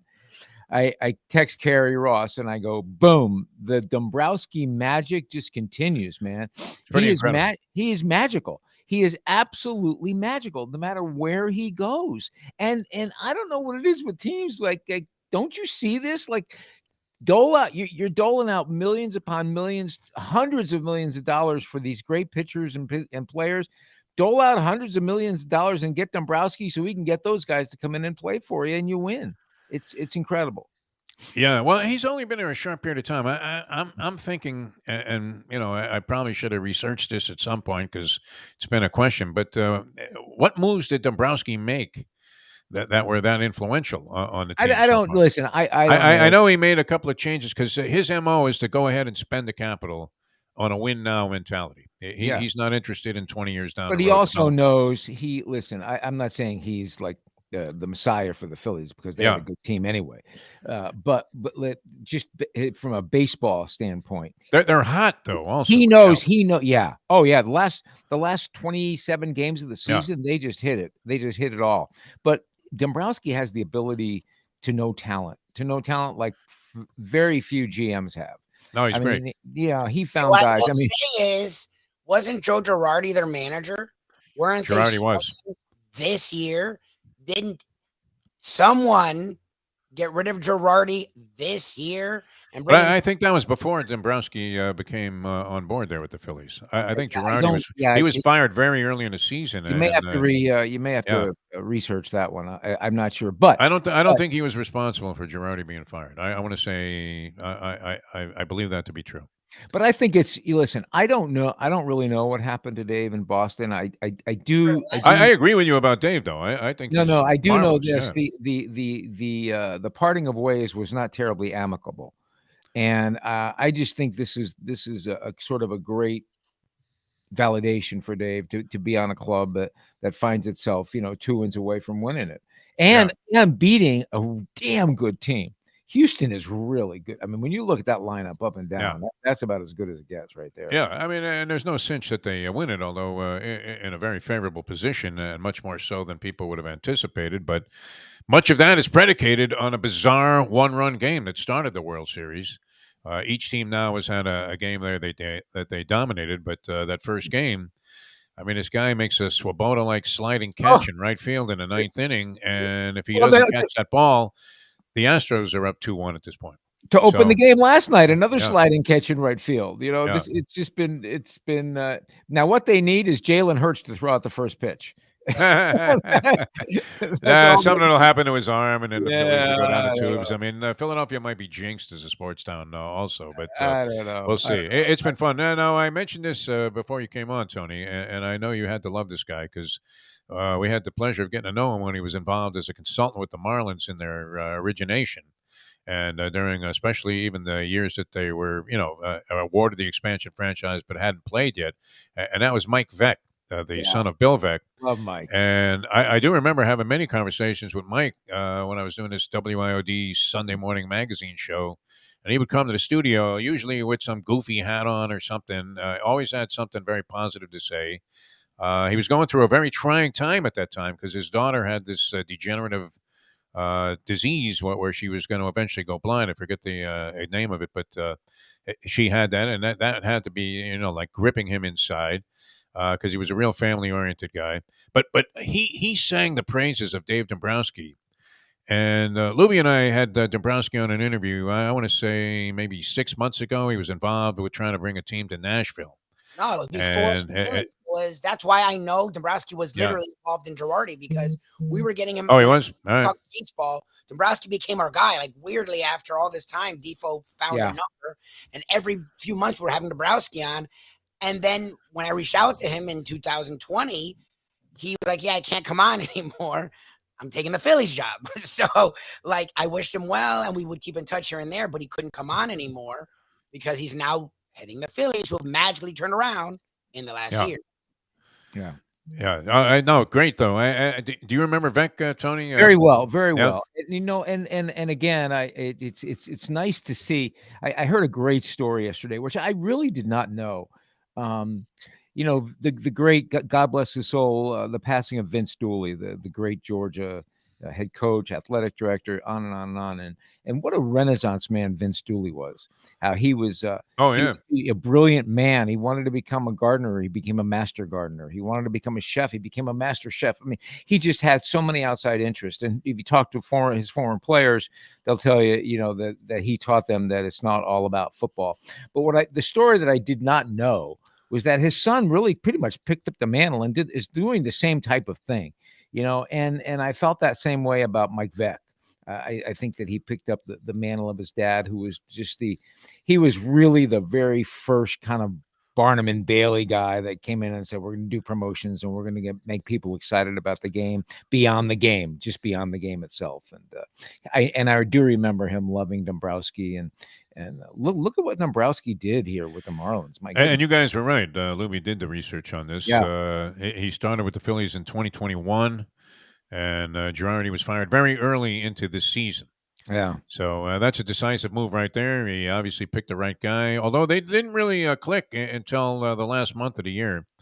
The Phillies were very mediocre. I mean, I remember watching the standings. They were there at one time battling with the Marlins. And we're well behind the Mets all season long, as they finished up well behind the Mets. But they did, as you said, Tony, catch fire there in the last month of the year and are on fire in the playoffs. I mean, how fun has this been? I'm thinking to myself as a Yankee fan watching him, home run derby last night. Basically, that's what this was. Oh, it was great. Schwarber's shots are monumental. Yeah. They're unreal. I'm thinking to myself last night, this is what the Yankees should have been doing. This is what people expected, from Judge and Stanton and all these guys. Meantime, Houston's becoming the Yankees. They can't get a hit. They can't buy themselves out of Altuve. Normally so reliable and electrifying in the playoffs. Yeah, can't get. He had 3 hits in game 2 when the Astros won, but other than that, he's hitting like $150. Yeah, no, season. Terrible. Hey, listen, I know we have Ed Garcia on with us. I can add this, but I loved watching. I wasn't happy with the outcome, but I loved watching the reveal last night of the college football standings. I'm sure Ed wasn't happy. Well, no. Let me finish. All right. And I loved Joey Galloway last night. I thought Joey Galloway was like a lot of the people who watch college football, like myself, really kind of upset that Michigan did not find itself in the Final Four. That TCU was behind Alabama. I mean, listen, I know this is all going to shake out, but from an eyeball perspective, this first week, it was a bizarre top 4, and this could all go south for a lot of teams real quick because, as you said, Defo, Tennessee and Georgia play, and listen, with this college football season, as we have seen, anything can happen.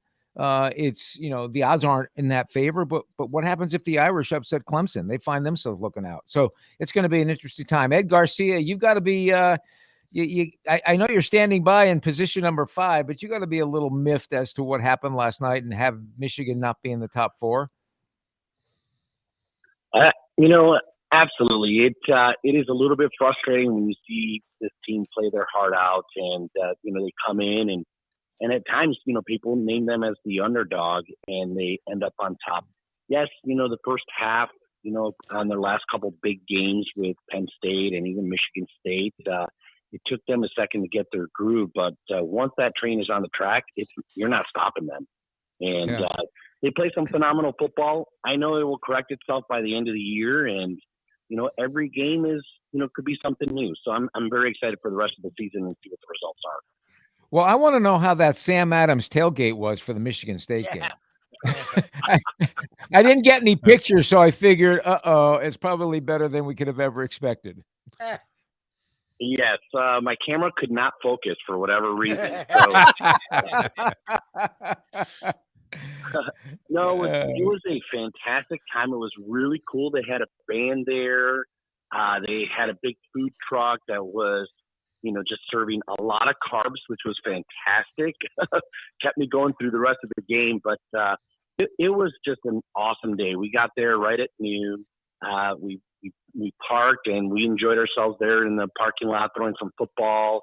I told you we kind of had an RV, so we cooked some lunch and some Texas Roadhouse that we picked up down the road, as a matter of fact, and then. At 3:30, we went over to the Sam Adams party and enjoyed ourselves all the way up till game time. And, we made it to the very end. So very proud of my team, not just Michigan, but the team that I brought with me. No, we left no man behind, that's for sure. So it was a great time. That's great. Well, listen, it doesn't matter. You really don't need playoff games and college football weekends like this one coming up and the NFL. But boy, oh boy, with college football, this is a huge weekend for college football. And with the way the World Series is going, it's been great. And we've got the NFL on Sunday. Texas Roadhouse has got to be exploding. I can't even imagine how many dinners all of your 600 plus restaurants are serving each weekend with everything that's going on. So tell us a little bit about how business is and how things are going, especially now with all these great events coming on and all the TVs and all the different things you can get at Texas Roadhouse. Well, definitely super blessed that our guests out there, vote us number one, continually best casual dining restaurant out there. And we are busy. And we are very, very thankful for that. So I always love to give a shout out to our mobile app, or feel free to call the restaurant. It can be challenging sometimes to get through. Fun little fact, we serve on the average over 200 guests an hour at our peak times on the weekend. And that is hustling and bustling. We actually are expanding our restaurants. I expanded the West Palm location. We see close to 300 now. Coconut Creek and Port St. Lucie are next. So we're trying to shorten those waits with some bigger restaurants, but that mobile app just makes such a big difference when, especially, an hour and a half wait, which granted, you can go and have some margaritas and an appetizer at the bar in the meantime, but getting up there can be a challenge. So by doing that call ahead, or with that mobile app, putting yourself on there, you can cut your wait time down more than half, which is fantastic. So, every hour we're line dancing. We have that fresh meat display. So if you wanted to pick your own hand cut steak, you can. And again, I love talking about the bone-in ribeye. It's the most flavorful steak. It is an excellent cut. Hand cut each and every single day. But if you're looking, for something a little value driven, but an absolute great flavor, I love the sirloin. I go with the 11 because it's the center cut, and I mean, talk about tender and delicious. And then, of course, I top it with our fresh mushrooms and onions, our sassy onions. I mean, just absolutely fantastic. Yeah, there isn't. And then you get, for those of you who have never been there, you get, I beg you to order the ribs along with all that, just so everybody can taste it. And then you have to all get a sweet potato sent to your table, because there is, I swear to you, there is not a restaurant in this country that serves sweet potatoes like Texas Roadhouse. And Defo, I know that's very true. That's very right, true. Defo, am I correct? Yeah. It's a great thing. Here's the other thing. The wealthiest people in the world are obviously, some of them are very sharp. Others were in the inheritance business, whatever, maybe even criminals. But they'll all be assembled in Lexington, Kentucky on Friday and Saturday as part of the Thoroughbred celebration, the so-called World Championship of Thoroughbred Racing, the Breeders' Cup. And I guarantee you that Lexington store, which was packed when we drove by it the last time I was at Keeneland, which was just, ordinary part of their meat, is going to be jammed, and you're going to see a lot of Rolls Royces pulled up there, Ed Garcia, because these people are not stupid. They could go to Tony's and get hosed on a steak for $120, but they're much better off. You'll even find like Calipari in there. I mean, trying to get a table at Texas Roadhouse. I imagine the store's receipts this weekend will explode. Yes. I mean, you can't go wrong between the value. You get that fresh baked bread, the fresh made honey cinnamon butter, peanuts, and then you get this huge dinner that you get to, bring some home. I mean, that you can't go wrong with that. So that value is screaming. Hand cut steaks, you can't go wrong with that. And a nice cold margarita or a really ice cold beer. Yeah. I can see one of the descendants of the Phipps family, sitting there calling their CPA from the Rolls Royce right after they leave Texas Roadhouse and saying, "We should have been doing this all along." Yeah, this is how you make money in America. You save money at Texas Roadhouse. Get a great meal. Ed, congratulations on everything. We had another. I sent this to Tony. I think he might have passed it along to you off of our Let's Eat South Florida thing. And anytime Texas Roadhouse comes up, whether it's Coconut Creek, Miramar, anywhere, any of your locations here in the Southeast, everybody goes crazy, and then like 100 people pile on, and say, wow, yeah, you're right, man. This is the greatest place. So John Ray Reviews doing great things. Thanks so much for joining us here on the show. And you did get hosed there with Michigan at number 5. 100%. Hey, Ed you know Garcia. what? Yeah. Thanks, Ed. Defo, what's so true is that one of our listeners, Julian, commented 600 plus restaurants. Really? Yeah. I don't think doing 200 dinners an hour. But when you walk into a Texas Roadhouse, you don't feel like you're in a restaurant that there are 599 plus more. Right? You don't feel and that's part of their operation. Exactly. That's what makes them so special. Yeah. The first partnered up with them, I like that they had, we've been with a lot of restaurants, and it's not that they're hiding anything, but they're busy. But they made it a point that Tony and I come out and walk the kitchen. And I was like, me, I'm Mr. Bitter. It's the day. I'm like, why are we doing this, Tony? So we go out there, and like, if Tony's going, of course, I'll be there. And it was eye-opening. Like, I've been to mom and pops that aren't this religious about homemade, and they're like 99%. I'm like, okay, whatever. They're making dressing. Who makes dressing? Like, I don't even like who makes their own dressing. Like, they're making dressing. They hand do the bread. It's like, look, it's a franchise-ish, because the way that each owner operator, and we love Fernando and Miramar, is one we know personally, but treats it like it's their own business. So you get the franchise systematic, where you're gonna get the same thing every time, but then you get the comfort of being at home from mom and pop because of the owner operators and their staff. Well put. Exactly. You're exactly right. Not to mention the fact that kitchen, you could eat off the floor. I mean, it was about as clean as it gets. It was remarkable. Just a great place. Just a great stuff. Yeah. No, Tony only associated with class. Texas Roadhouse Restaurants, real bargain there. I begged my friend Evan, who's a real stickler about, he has to call the shots with everything. I said, well, why don't we go to Texas Roadhouse, man? And he took us to the same hamburger joint, which was good. But, geez, I mean, I could have had a filet mignon for the same money. Unbelievable. All right, more with Tony Segreto. We have a lot of ground to cover here, Tony. Yeah, we do. We ever talk about man, because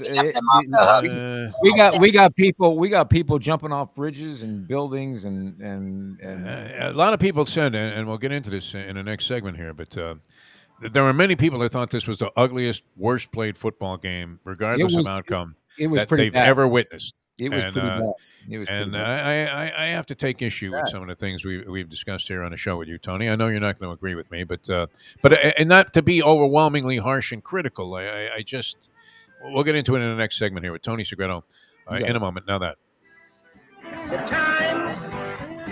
It's 8:27. Ponies in Style at Champions, the outstanding simulcasting room at beautiful Hialeah Park. Yes, the grand old lady of thoroughbred racing has never been more vibrant, and you can wager on the races from the top tracks around the country while enjoying a cocktail at the Brass Rail Bar or any of the fine food served throughout the facility.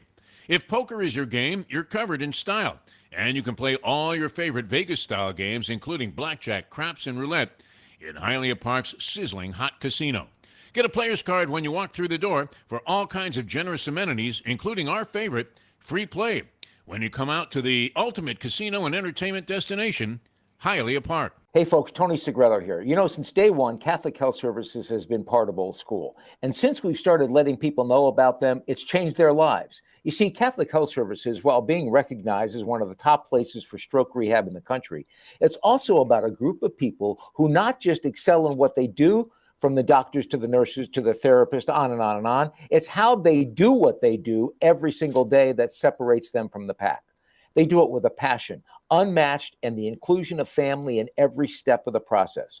Trust me when I tell you this. If you want the best, unmatched rehab with a special group of skilled, caring people, there is truly only one place, and that one place is Catholic Health Services. These days, we're all looking for comfort anywhere we can find it. Thank goodness for Landlubbers Raw Bar and Grill in the Plantation location, because they are making sure you are as comfortable as possible. First of all, they're not only open for delivery and pickup. All you have to do is go to landlubbersbarandgrill.com for both pickup and free delivery. Their hours have changed a little bit. Monday through Thursday from 3:30 to 10, and Friday, Saturday, and Sunday from 11:30 to 10. You're going to have the best wings in the world. You're going to have a great burger. You're going to have their amazing soups. Again, Landlubbers, Raw Bar and Grill. It's nice and easy. Just go to landlubbersbarandgrill.com for both your pickup and free delivery. Thank goodness for Landlubbers for making you always feel right at home. Does your Probably bookie have an app though? Everything's on an app. No, he only deals with me. Wow, I mean, what did you do for this man? Did you break him I was out of gonna prison? say, what does that mean? What did you do? The odds Did you you go get with him off some rap? He was I'm with like, El Chapo. He was about to do life, and you called an attorney on his behalf. What happened here? I'm like Costanzo with the password for his bank account in that episode. I'm going to go to my grave with that. Exactly. Wow, I mean, you do get very generous odds. I would I have do. to say. I mean, that would be all anybody that was a sick degenerate like we are could ever dream about is getting better prices than anybody else. Various ball games. So we'd still find a way. We'd still find a way to lose. We are now kicking it old school with the one and only Tony Segreto. Brought to you by Catholic Health Services and Texas Roadhouse. All right, welcome back to the show here on this fine Wednesday. Old School with Tony Segreto, Jeff DeForest, Mike Lubitz, and Old School also, in addition to being brought to you by Texas Roadhouse, brought to you by another fine organization, Catholic Health Services, which is among my favorites. You have to help me, and I don't want to get into any kind of anti-Semitic thing. This is not meant to be in any way, casting aspersions. I often reference, the guy that I book his action. My friend Francesco gets his lines out of the Jewish Journal, and that's more of a time reference than it would be, because it's a weekly publication, and so the line comes out, it's 6.5, game goes off 4.5, or whatever, and he still has the old line that's there, and I got hosed. I mean, I was thinking about you on that Green Bay game, which I never saw lower than 10 and a hook. And the hook, obviously, I mean, it's the dagger of death. It is. Usually a deciding factor. It was a deciding factor in the Dolphin game as they were laying 3.5 in their game against the Detroit Lions. I think the odds, some of the spreads this week in college football are a bit weird to me. They're that's the ones that you want to pay attention to. I mean, right. So I find it odd that, for example, the Clemson's only a 4-point favorite over Notre Dame. I find that a little low. Notre Dame playing a little better ball though. They beat Syracuse, so I get it, but still, you would think it would be at least a touchdown. And then there were a couple other ones. What did Florida State start with Miami? Did they start? It was 7 and a hook, I think. And now is it now 8.5 or 9? I saw the opposite. I saw it at 8.5, and now I've seen it come down to 7.5. Yeah, 7.5. I never saw the 8.5. What about the Alabama game? I think the Alabama game and they favored by 50 over whoever they're playing. And the Tennessee-Georgia game. I thought those were a little odd. When they first Tennessee is a big dog to Georgia, like 8-point underdog. Going on the road and playing in Georgia. Yeah. They give up a lot of points. I mean, obviously, Alabama put 49 up on them, so it's not like they're not vulnerable. So no, absolutely double not. digits with LSU, and LSU's playing a lot. Yeah, that's right. It was that. That's another one. Good. 13. They're 13 over LSU. Alabama. Yeah. I don't think Nick loses the rest of the way, and he gets his way into the playoffs somehow. But no, and LSU has not been great this year by any stretch, although they're coming off a big performance last week. All right, a couple of things one thing before we get to the University of Miami. Yeah. We didn't get a chance to. I mean, and this goes into your whole, utopia type view of what college football is supposed to be. I'm not a fan of cheap shots, of brawls, or any of that stuff. I mean, people get excited about it. But what happened in the Michigan tunnel there with Michigan and Michigan State, it was so despicable. Now, 8 players, another 4 players have been suspended. But what do you do about that, Tony Segreto? I mean, look at Harbaugh. Harbaugh is just saying, "We want criminal charges. We want criminal charges," and it was just horrible. Swinging helmets is so dangerous. I mean, it got. Listen. How do I put this? Tempers are going to flare in a football game. It's just that type of game. It's that type of violence. But this went beyond. Hey, I almost beat the crap out of Dr. Jerry Monday night when I was playing him tennis. Yeah. Tempers can flare, man. Yeah. I mean, the ball clearly was out, and he's yelling at me that, no, it was in. I'm looking at a mortar shell mark. This went beyond tempers. This went to where it was just ugly. It seemed personal. It seemed to go well beyond that level of, okay, two teams competing in a violent sport. There's going to be a little pushing and shoving, and it was to the point where you wanted to. you just wanted to close your eyes and go, this cannot be happening. The suspension, they should be kicked out of school. In my opinion, they should just be immediately. kicked off the I team. mean, I guess they have Kicked to look off into the it. team, kicked out of school. Think about it. We don't want you back right now. We're hot here too, and it made college football, all the good things that college football has done for communities and for universities and for student athletes and for the student experience. All of that becomes moot when the ugliness that we see happen on Saturday happens. Well, what do you think's at the root of that, Tony? Or is it just, an unfortunate incident that I think now that with society so inclined to violence and, sportsmanship is kind of become passe? you know what, Defo, we have not seen that level of anger and fighting and we haven't seen that to that level in a while. I'm hoping this was an outlier of that level. I'm praying that it was. But I have to believe if I'm coaches in whether I'm in the Big 10, the Big 12, the SEC, the ACC, and it does. If you didn't know that happened, then you're living under a rock. But I got to believe every coach, every athletic director went to every coach and said, we better not see this ever from this school. That was like a Canes MO there for a while, though, during the heyday where they would have the brawl before the game. Notre Dame would come out there, but it didn't go to that extent of ugliness. No, it never went to that level. Yeah. It was more of a, we're the big dog, and this is our street now. This is our ball. You're not gonna sit here in this restaurant. This is our seat from now on. It's one of those things. So, it just.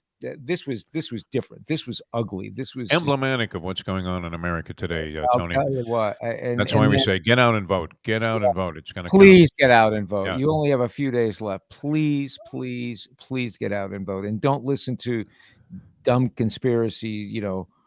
The glass of Pelosi's house was broken out, not broken in. Come on, really. All right, let me.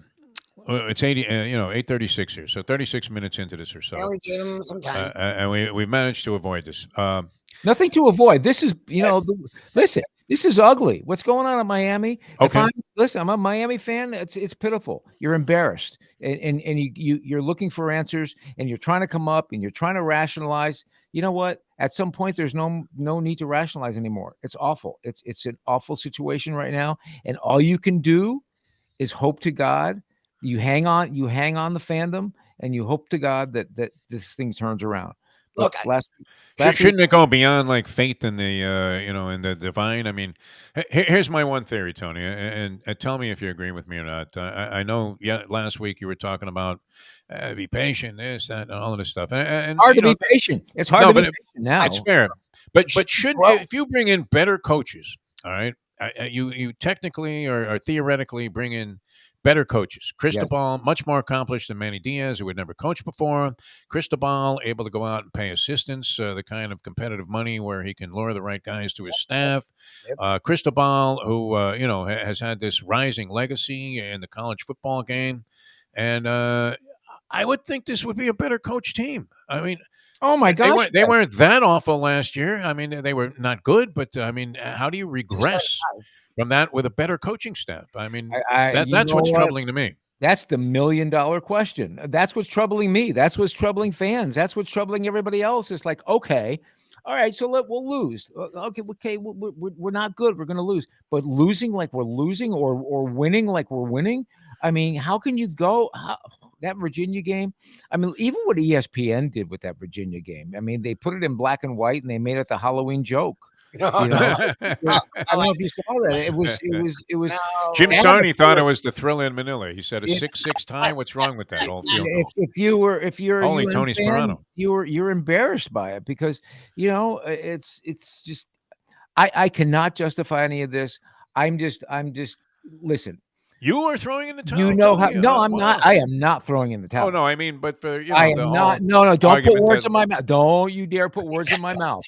I am frustrated like everybody else, and I am disappointed like everybody else. And all I'm saying is, it's not going to deter me being a fan. It's not going to deter me rooting my butt off on Saturday against Florida State. And it doesn't. And I haven't stopped believing in Mario Cristobal. I think things need to be fixed big time. And listen. If we have the same, if we are in the same boat, rowing the same way a year from today, we better start taking a look at what we've done here. You know, Look, I'm still.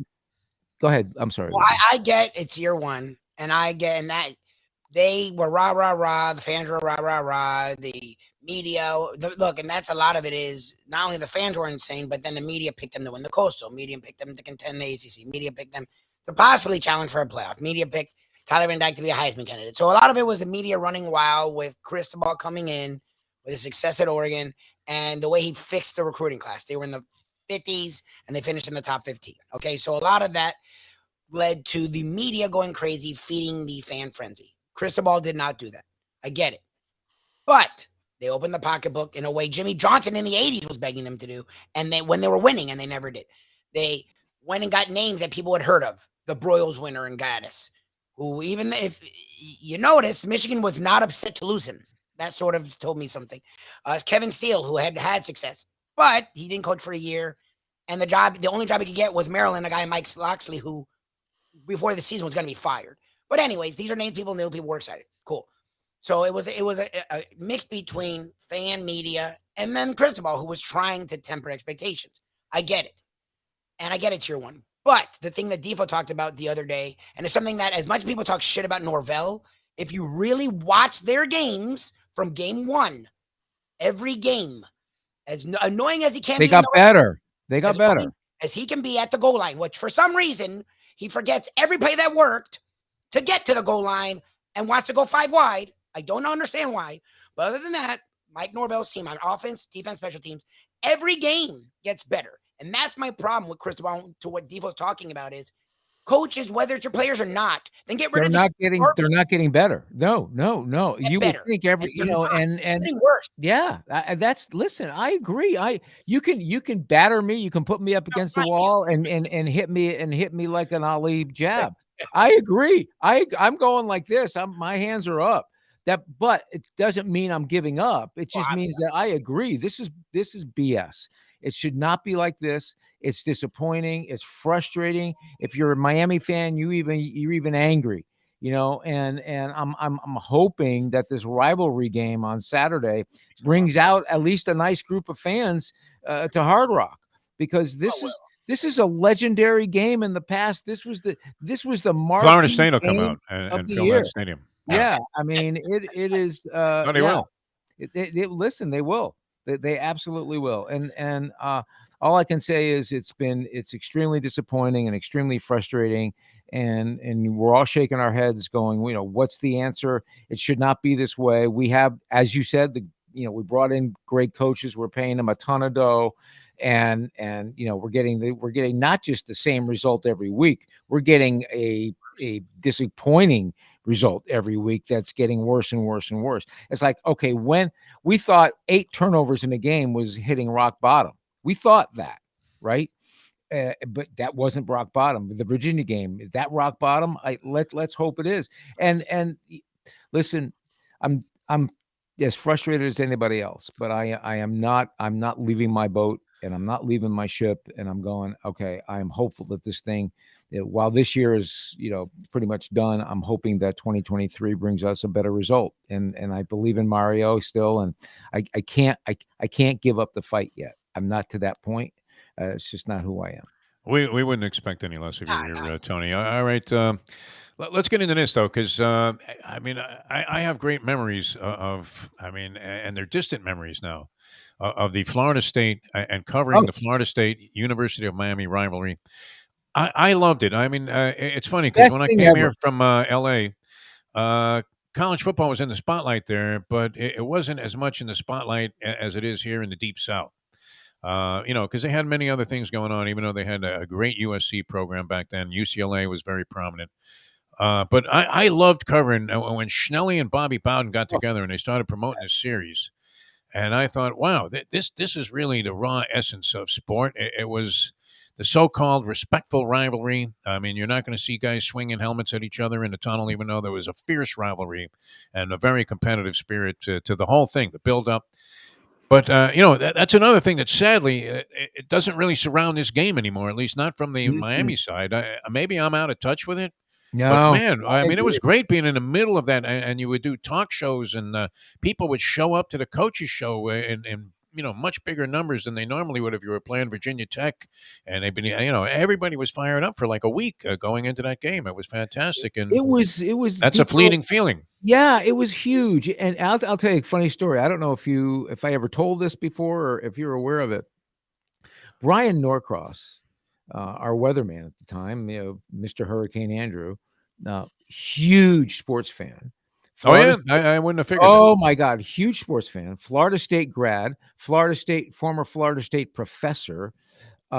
So for the Florida State game, this guy went over the top, and he wanted to be in. That would be annoying to have the weather guy, like talking trash all Wait, week about the opposition. Listen, you'll love this then. Yeah. So this was he just loved hanging out in the sports department, and he and I got along extremely. We still do. I talked to him the other day extremely well. How's he doing? Anyway, so we're talking. We're on the air. And we're talking Florida State, Miami, and he's going how Florida State's going to win. And all right, how about? And we did this live. I said, how about we do this? Okay. Here's the bet: the loser has to stand on US 1 with head to toe dressed in the winner's clothing. All right. Okay, all the garb from head to toe with a sign claiming that team is number 1. So he goes, I'm in. Wow. Norcross took you up on it? Miami destroyed Florida. And here he is. Norcross is out there in a he's got stuff from head to toe with a big sign saying UM number 1 on US 1 in US and Lejeune, I believe he was on, not too far from campus. But again, one of those things that was just, Florida State, if you're a real deep dive Florida State guy, there was a famous supporter named Fred the Head, and he had look him up, Lubie. Fred the Head? Fred the Head. He had shaved his head, and on his bald head was the big Florida State emblem. Yeah. I mean, you had all the UM guys. You had all our UM guys dressed up, from head to toe with their gear on. I mean, it was great. Great time. Great. And two coaches who not just loved the game and loved their teams, but truly respected each other as men. Both were extremely God-fearing. They loved the promotion, and they really did something that no two coaches around the country had done. Gotten together and promoted a statewide game that created a buzz, and every other game during that period of time in the state was like it didn't even happen. Well, and these are two unique guys too, in terms of knowing how to promote their universities and their games, and enhancing the interest in college football. I mean, you won't see that kind of stuff coming from most coaches today, where they're more than willing. I mean, how accommodating was Bobby Bowden anytime you wanted to talk to him? He was just fantastic, and he was so down to earth. Whatever indiscretions they might have had during his tenure there, you were willing to just sort of look past him because of the way that this guy treated everybody, and it was great. I don't know that we're feeling that anymore. I'll give you a quick Norcross story. I obviously had a very different dynamic to my relationship, which wasn't much. I didn't really have one with Brian Norcross, except that I probably had made some unflattering remarks about his, prior to Hurricane Andrew, desire to panic everybody. And we talked about how he used to come on the air with an executioner's mask on and tell everybody to run. Obviously, he was a target of Neil Rogers' sarcastic humor throughout the time that Neil was on the air here. So there was kind of a guilt by association of that I was like a WIOD guy. So I was doing something I was debating Kim Bokamper on Channel 4 every Monday night about some Dolphin issue, right? And, it was one of those deals where I always had to be the bad guy and take like the negative side, which you would find typecasting for me. But nonetheless, whatever Kim said, I had to say the opposite. And so I'm, applying what limited makeup that I used to use, like putting a thing on my nose there to cover up a wart or something. And who's in the dressing room there but Norcross? And I have to say, I was ready to defend myself. Like, look, we're only kidding, Brian, about all of this shit we talk about you. And but he just kind of looked at me, and acknowledged that, hey, how you doing? And that was it. So, but I was a little nervous because you know how it is when you weren't this type, but there are reporters that have been knocking a guy, knocking a guy, Oh knocking yeah, a guy. Kind of like that Jim Rome, Jim Everett thing. And then, yeah, the guy exactly. calls you out on it, and you're like, okay, what is this guy going to do? He's going to smash my skull against the locker, like happened with Jason Cole and that defensive back that we had. Yeah, you remember that? Oh my yeah. God. Or there was another writer, gosh, years ago. I forget his name, but he blasted the Dolphins, blasted them, and he came into the locker room, and he was a big man, and Kuchenberg escorted him into the shower with all his clothes on. Oh, nice, nice, yeah. You know and I use the word escorted very loosely. Yeah. Who was the guy that body slammed Lubie? I can't. His name escapes me now. The defensive back. Yeah, and he eventually got like a jackpot later on for having like a Molotov cocktail planted in his. The lunatic. Yeah. He was crazy, man, this guy. Yeah. All right, Catholic Health Services. You know what? We see a lot about healthcare. Healthcare industry certainly not developing any favorable reputations in a lot of the areas. But, wow, Catholic Health Services really does raise the bar in that regard. You know, I was telling my wife the other day, when you watch TV now, think about this. When you it was Gene Atkins, by the way. Gene Atkins. Oh, you're right. Gene Atkins, Yeah, right. yeah. Okay. Every commercial you watch on TV, it seems as if they're telling you what's wrong with you. You know, you've got this, you've got that, you know, you need to have this, you need to have that. But in order to have this, you got to take this because this is going to cause this. And then you talk to people, your friends, and you go, they go, oh, you know, I have this problem with my hip. I can't get an appointment for 6 months. I can't get in for 5 months. My wife wanted to get to a dermatologist. She can't get in for 4.5, 5 months. I go, are you kidding me? This is like stupid. Catholic Health Services sort of weeds all of that stuff out. Catholic Health Services is here to help you now. If you're sick, you need care. If you need rehab, you need it now. You don't need it 6 months from now.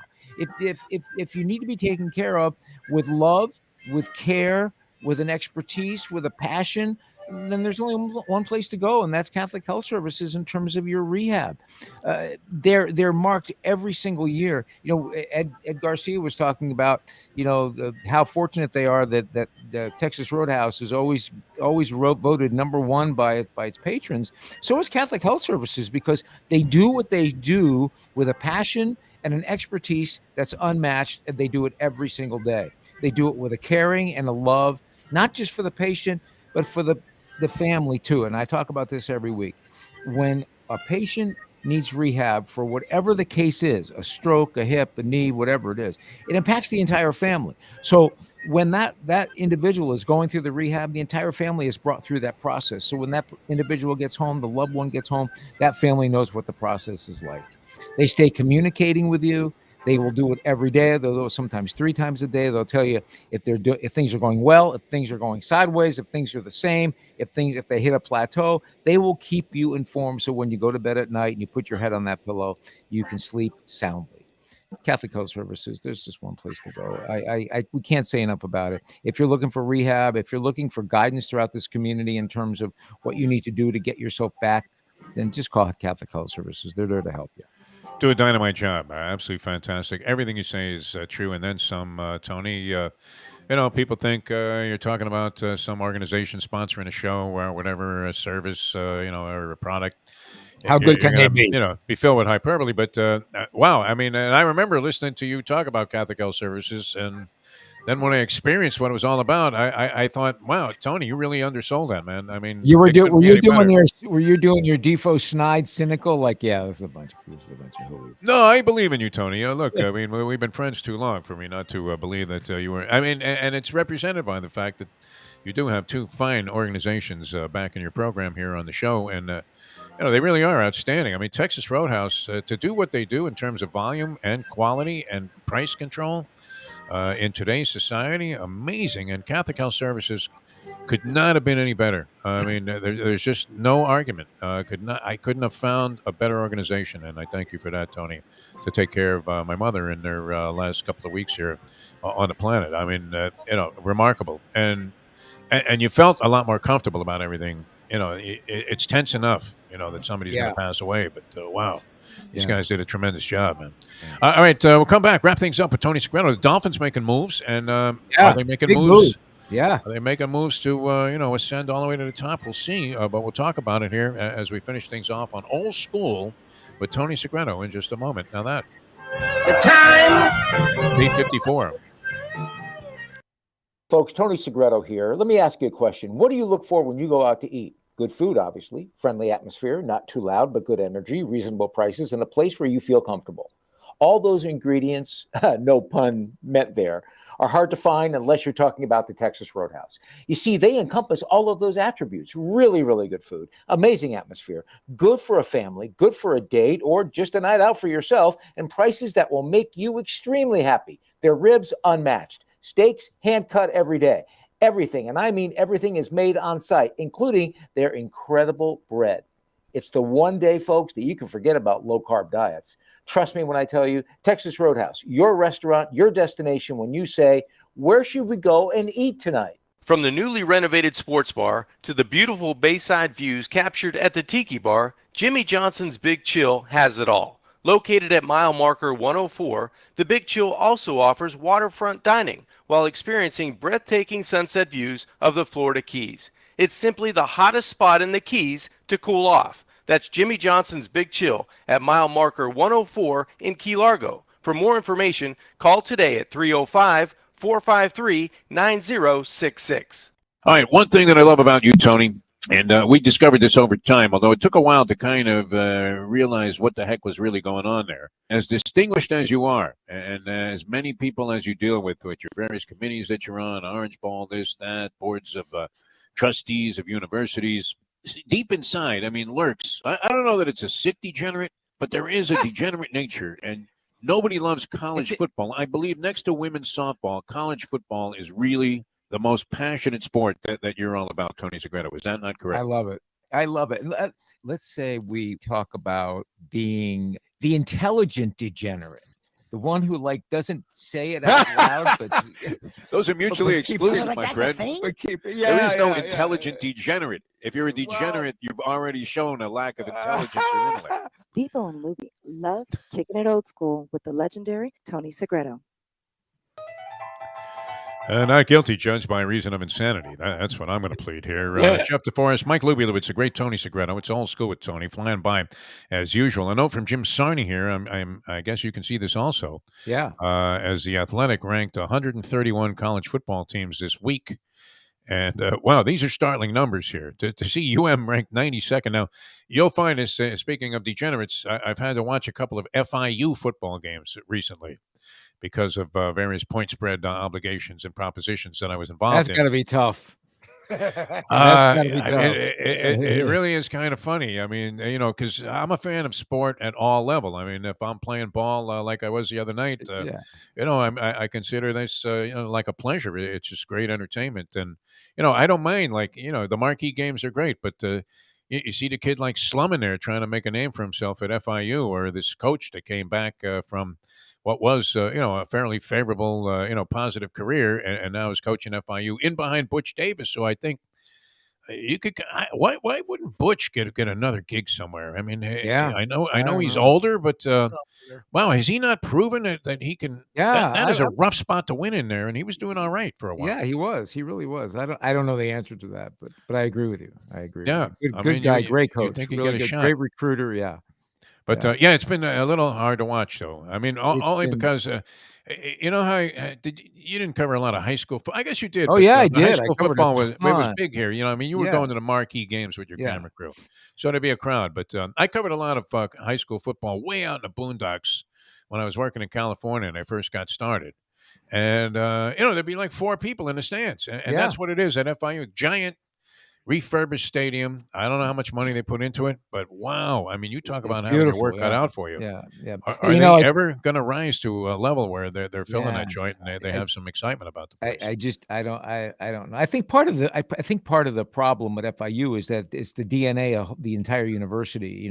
Yeah. The a lot of commuter students. Not many on campus. The on-campus experience isn't what it's like at other universities. But I got to tell you something about high school football. And I may have mentioned this before again. My my uncle-in-law is Uncle-in-law. yeah, well, it's my wife's uncle and aunt, and so it's through marriage. Okay. But just a wonderful guy. Old school. He's in his mid 80s, and he and his 3 high school buddies, they've been friends for all of these years. Every fall before the high school football season starts, they adopt a high school team. They live in Michigan. They adopt a high school team and they dedicate themselves. They go to every one of those high school. They go to every one of their high school games on a Thursday, Friday, or Saturday night. Yeah, and it's their outing. They'll go get a bite to eat. They'll get some popcorn and a pretzel at the game. And regardless of whether they're the only 4 people in the stands or if it's they're one of the 400 in the stands, whatever the case might be. But to me, that's still ground roots, and that's where all of this starts. So I love doing the high school. Yeah, and you don't have to be an elite athlete to be No, out you there don't. competing. The FIU team they're out there. I like the coach. He was so enthusiastic. I've said this several times here. McIntyre is his name. I Yeah, believe. And, he really is into it, right? He is just fun to man, watch. yeah, no, he's kind of interesting. So Yeah. it's one of those sleeper. But I mean, the games are a little bit rough. There's no doubt about it. And they did manage to cover the point spread in last week's game. In fact, I'm 2 for 2 with FIU, so they become among my favorite teams. They were getting 26 from Texas San Antonio, and they were getting 6 from Louisiana Tech. Oh my God! Who they managed to That's beat, very funny. I believe, in overtime. It was a life and death situation, but it was That's a very funny. fantastic effort by their team. All right, final thing here, Tony. Quick thought on the Dolphins, the changes. What does this say? How do you feel about them getting Bradley Chubb? They make a subsequent deal to replace the running back they traded away with Jeff Wilson Jr. I don't know. I love it. Listen. What do you think? I love their moves. I'm sorry, Lubie. What? He was with McDaniel in San Francisco. McDaniel's a big fan of Jeff Wilson. So that's Yeah. Yeah, he is. But I love the moves. It says, listen, I think Greer said it all. By what he did. I think, the number 1 pick was a little unnerving, but that's what things are going for now. And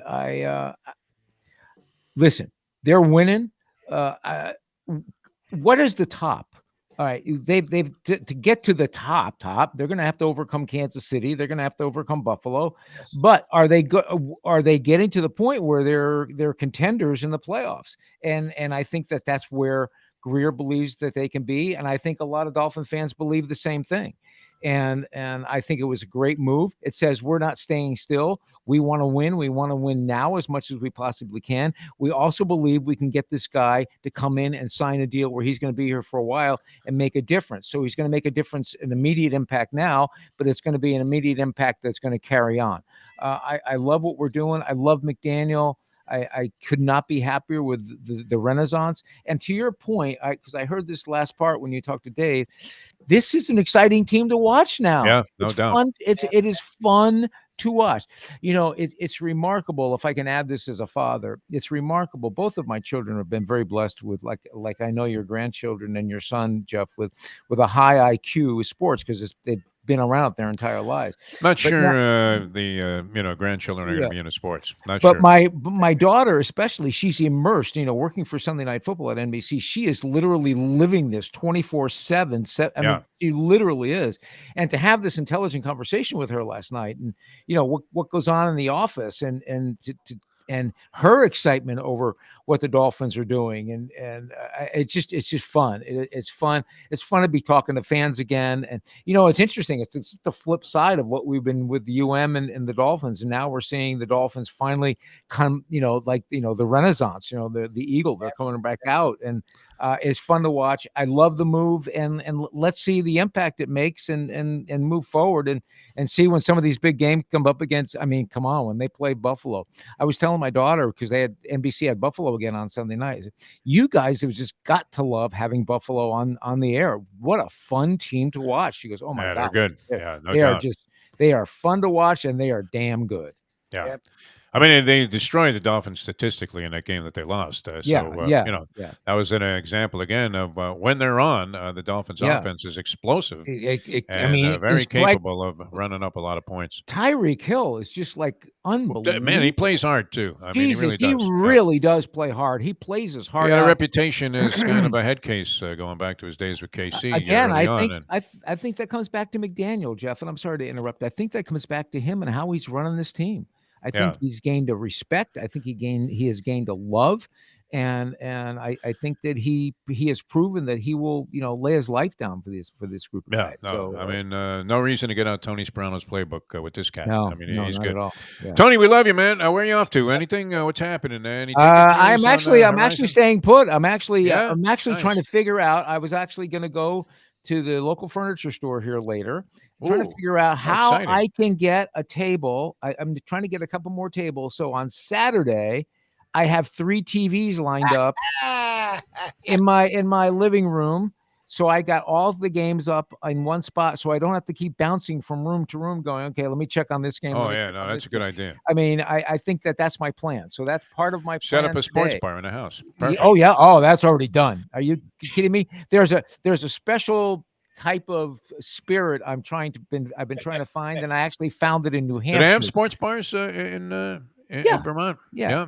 Like, yeah, but again, what would you have to New do to England. get to one? I mean, sled? What would you have to do? Well, I mean, I still got the moose.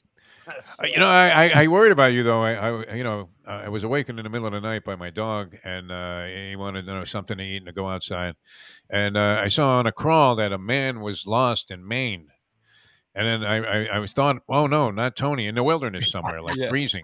Let me tell you what. And then I realized, no, you're in Vermont, so it couldn't have been you. Let me tell you something real quick. We have the one thing that there are 2 things here where we live. We have no light pollution and we have no noise pollution. Okay. So at night, if you go out, first of all, is there light? Period? Any light? You're on a moon. full moon night. Yeah. With a freshly fallen snow, you can drive without your headlights on. That's how really? bad it is. Oh, that's do you amazing. want to? I mean, why? Well, no. Well, that's the other thing. If you want, but so there's no light pollution and there's no noise pollution. When you go outside, it's deafeningly quiet. And I'm telling like being you, in a Marlin game. you can't see your hand in front of your face. With that, I'm out. Mic drop. Boom. We'll See you tomorrow. Nice job or there, see you Tony. next week. All right. Thanks, guys. Tony, man, we were all over the planet with Tony today. That was great. All right, a lot of fun, Louie. We'll do it again tomorrow. We'll have the Hialeah Park Trivia Challenge. Later on, Mike Mayo's Lunchbox. I had a great time yesterday at Louie Bossy. That was terrific. In fact, I brought a half of that little margarita pizza home, and I'm going to cut myself a chunk right after the show here. It's calling my name from the fridge. Defo. I like that little chart outside thing, man. Mayo gets all sensitive when you talk about it. And it's not burnt. It's charred. It's like, well, we're not saying that, Michael. I like Just relax. He's so defensive about the pizza spot. I mean, it's for no reason, right? He turned us on to the place. The place is great. I'm seeing all kinds of different mixed bag reviews there about Pepe's, the other New Haven place that came I'm sort of fan about it. I mean, they did a good job. They treated us well, but treated us fine. Yeah, I don't know. I'm curious people are having problems. Just does pizza. Like I really am curious about them only doing pizza. I think the pizza spot. I mean, there was nothing wrong with Pepe's, and that's the thing. People, it's always one or the other, right? No, look, like if you like it, great. I wouldn't necessarily drive like the 40 minutes it took me to get there. When I could go to the pizza spot, which is actually no, it's not around the corner for me, but the place has more character. I mean, there's more soul in the pies, I believe. And they have more these guys are making. You can get an appetizer. You can get. I don't mind sitting out there, schwitzing outside there. While Mayo's eating that hot cherry pepper pizza. Man, that thing is on fire. Did you notice Nikki Mohan was having to pick some of the peppers off? Yes, and she likes stuff that's hot. Mayo's suicidal when it comes to that particular he's a little pizza. weird. Yeah. I like hot stuff like that pasta dish yesterday. That was great at Louis Bossy's. Fantastic. Anyway, we'll talk about a lot of food on Mike Mayo's Lunchbox coming up at 12 o'clock, and we'll look forward to seeing you guys then. And we'll catch you guys tomorrow with the Hialeah Park Trivia Challenge Friday, man. See, I like this 4-day week. Holy Chick-fil-A. I think this is a good idea. I know. Good idea, Lubie. I mean, getting no younger. 4 days a week and 3 days off, that'll be nice. But we are dedicated to our loyal sponsors and audience to put on Yeah, we're here. this kind of stellar performance 5 days a week. And had a good time. Dave Hyde was great. Tony was great. And we thank you guys for tuning in. Love all the comments on the comment line. Anybody that is in the chat line with us. So we really, really deeply appreciate it. So thanks so much for that. And we'll see you next time as we leave you now that. The time. 9:08. Let's go to eat a damn snack. Look what they done to my soul.